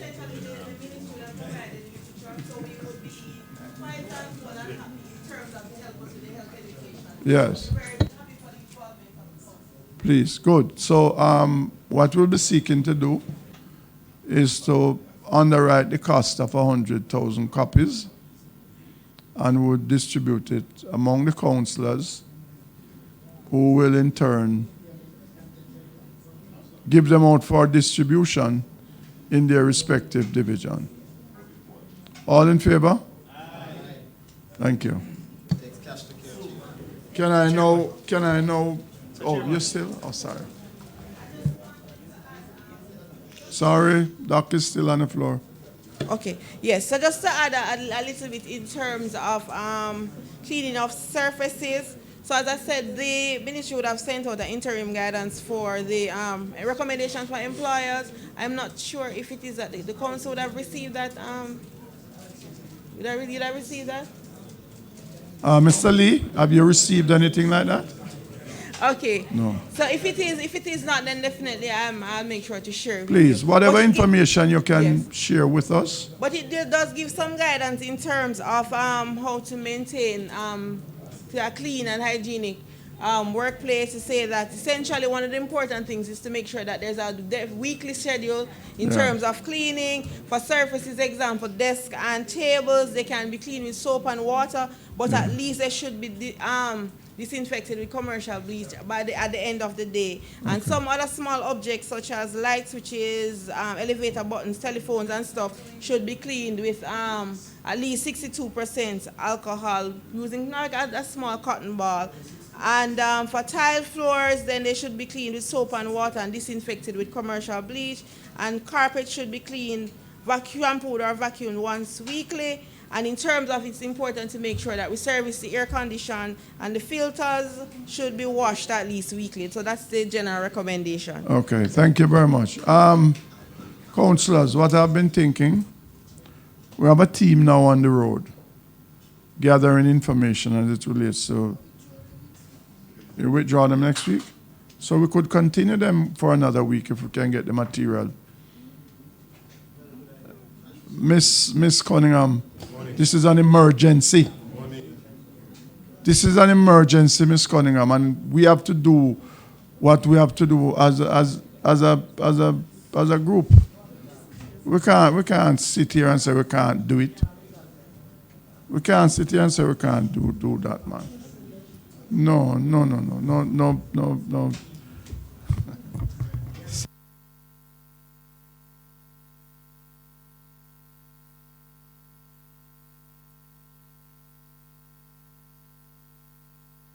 Councillors, we have 17 divisions across the parish. Councillors touches every facet.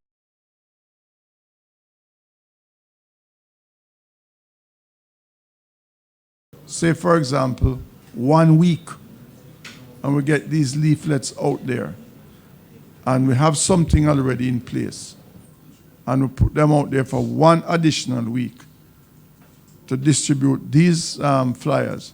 In my opinion, it would be a job well done. People would recognize us to say, yes, the local authority is looking out for us. We cannot at this stage, depend on awaiting central government to give all the directives. Because we'll be going in Kingston tomorrow morning as mayors and as CEO, and I'm sure that there will be some directives. So let us be more proactive and hit the ground running. It is a virus that, I mean, it is very scary to say the least. And our people are feeling very, very fearful. So if we can do things to cushion that fear, in my opinion, it would have made the whole process much, much more easier. Can I now have a motion reverting us to the local Board of Health? Mr. Chairman. All in favor? Mr. Lee, Municipal Matters.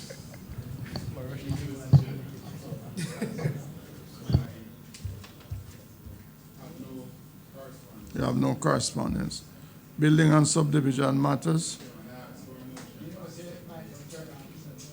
To what, Mr. Lee?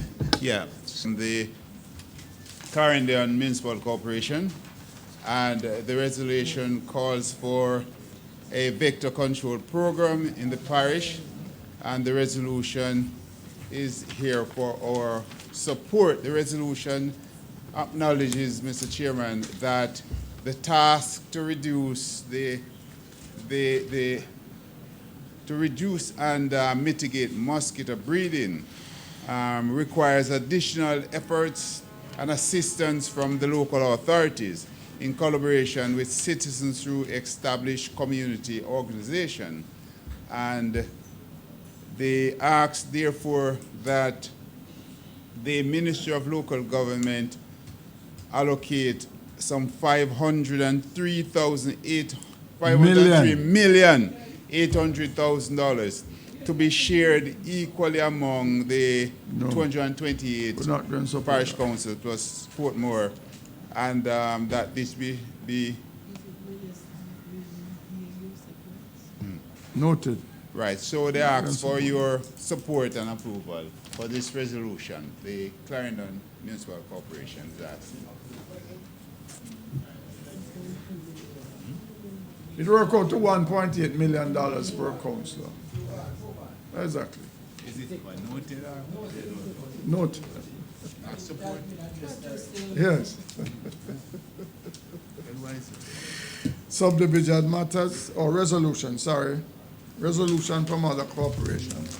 No other resolution. No other Mr. resolution. Chairman. Notice of motion. I have no pending notice of motion. New matters.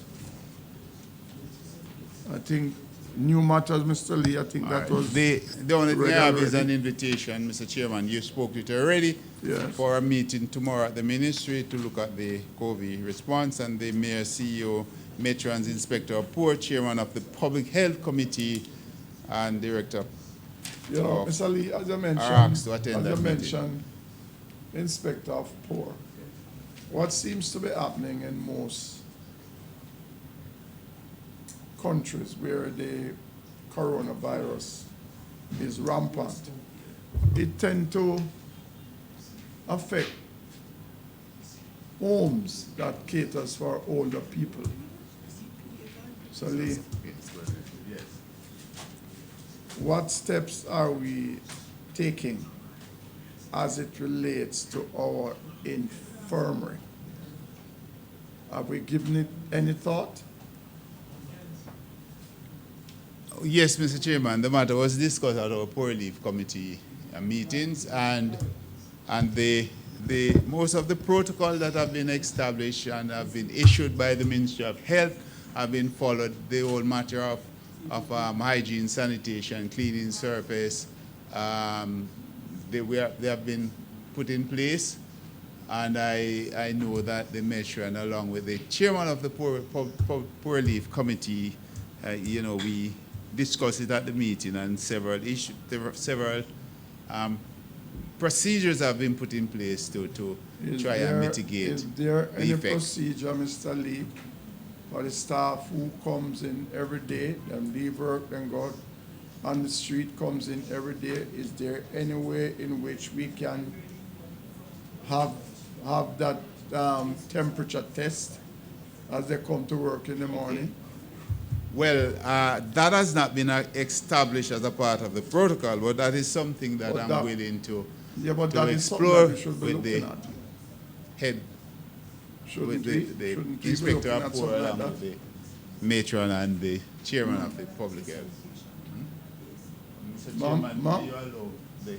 Well, it's no mistake. Let me hear from you. Because you people don't talk dead up there, no problem.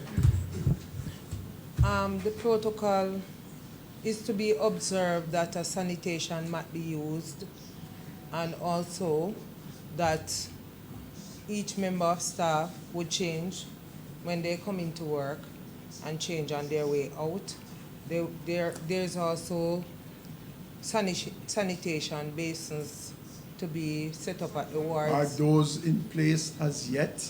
That is what is supposed to be in place now. So what is up there now? So if I get up off my seat and we go up there and have a look, will we see those? No. They are not in as yet, but they were discussed at a meeting. And We need to move from the discussion, Mr. Lee, to implementation. Right? We need to move from the discussion, and I would suggest that the public health officer is here. You get the guidance from her. Right? They are there to assist us. Get the guidance from her as to what we need to do up at that infirmary. Yes, Mr. Chair. All right, so, and we have a trained matron up there, I would imagine, but let us speak with public health. We can't say we're going to do this, we discussed it at the last meeting, we're going to do this, and when we go to Kingston tomorrow morning, no, you hear that nothing is implemented. And we hear, say we're going to. We don't need to go to. We need to get it done now. Right? We need to get it done now, Miss Lecky. And if anything at my Utah compound, right? I'm telling you that, a Utah compound. And Mr. Lee, like him now, no ear from PMed. It's not a difficult thing. You can take it off easy. Right? So, Mr. Lee, right? I make sure say it here, because based on the news, especially coming out of Italy, most of the persons who succumb to the virus are persons who are in what you call homes for old people, right? And because they are very vulnerable, so we have to make sure that whatever we do up there, it is done in a way in which we don't compromise the health of those people. All right, so Mr. Lee, let us move. Councillor Thomas, full speed ahead. Is there any other new matters? Yes, is there any other new matters? Sorry? No? Mr. Chairman. No. Mr. Chairman. Chairman. Oh. Thank you. Yes, Mr. Chairman, in light of what is happening, you see, I would imagine that public health would have ramped up their approach in terms of granting the food handlers permit. Yes. However, I noticed that most of the times when we clamp down on, you know, institutions operating without food handlers, they are usually food establishments. But I'm suggesting that we look at issuing health certificate to all institutions, right? From its person. And in issuing these health certificates to these institutions, they would have to meet a particular criteria, which would include their ability to sanitize properly, and also an inspection to find out if there are molds in the institution, such as the tax office. Right? Because if we have a continuous monitoring and controlling of these areas, then we would be able to detect problems before they get out of hand. So I'm recommending that all institutions, Mr. Chairman, be certified and be issued health certificates based on their meeting the prerequisites of such certificate. Thank you. But there's a news flash. All schools will be closed for the next 14 days. All schools. Schools will be closed for a period of 14 days, effective tomorrow, Friday, the 13th of March.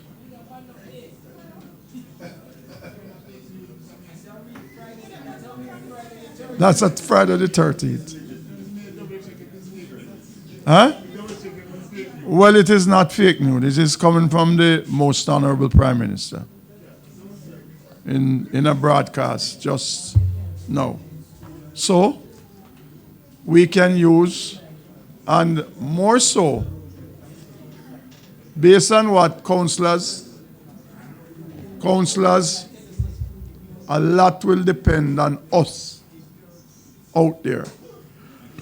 And we need to use this occasion to make sure that what I have suggested to the public health department for us to get copies of their flyers, for us to reprint, let us spend the next 2 weeks out there focusing on distribution of these flyers, interacting with our constituents, and don't leave them alone. Let us go out there and be with them.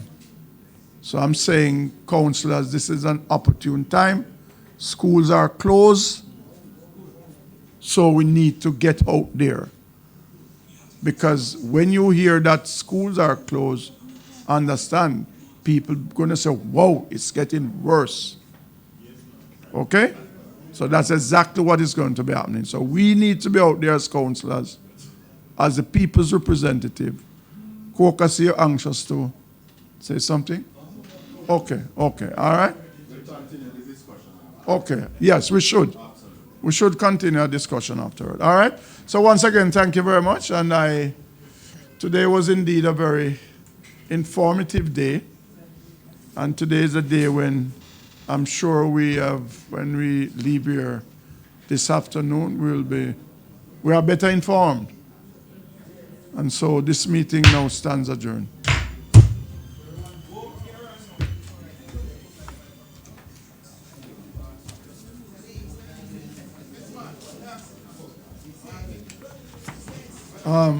Brennan, tell them guys we could have a caucus after. Just tell them we could have a caucus after.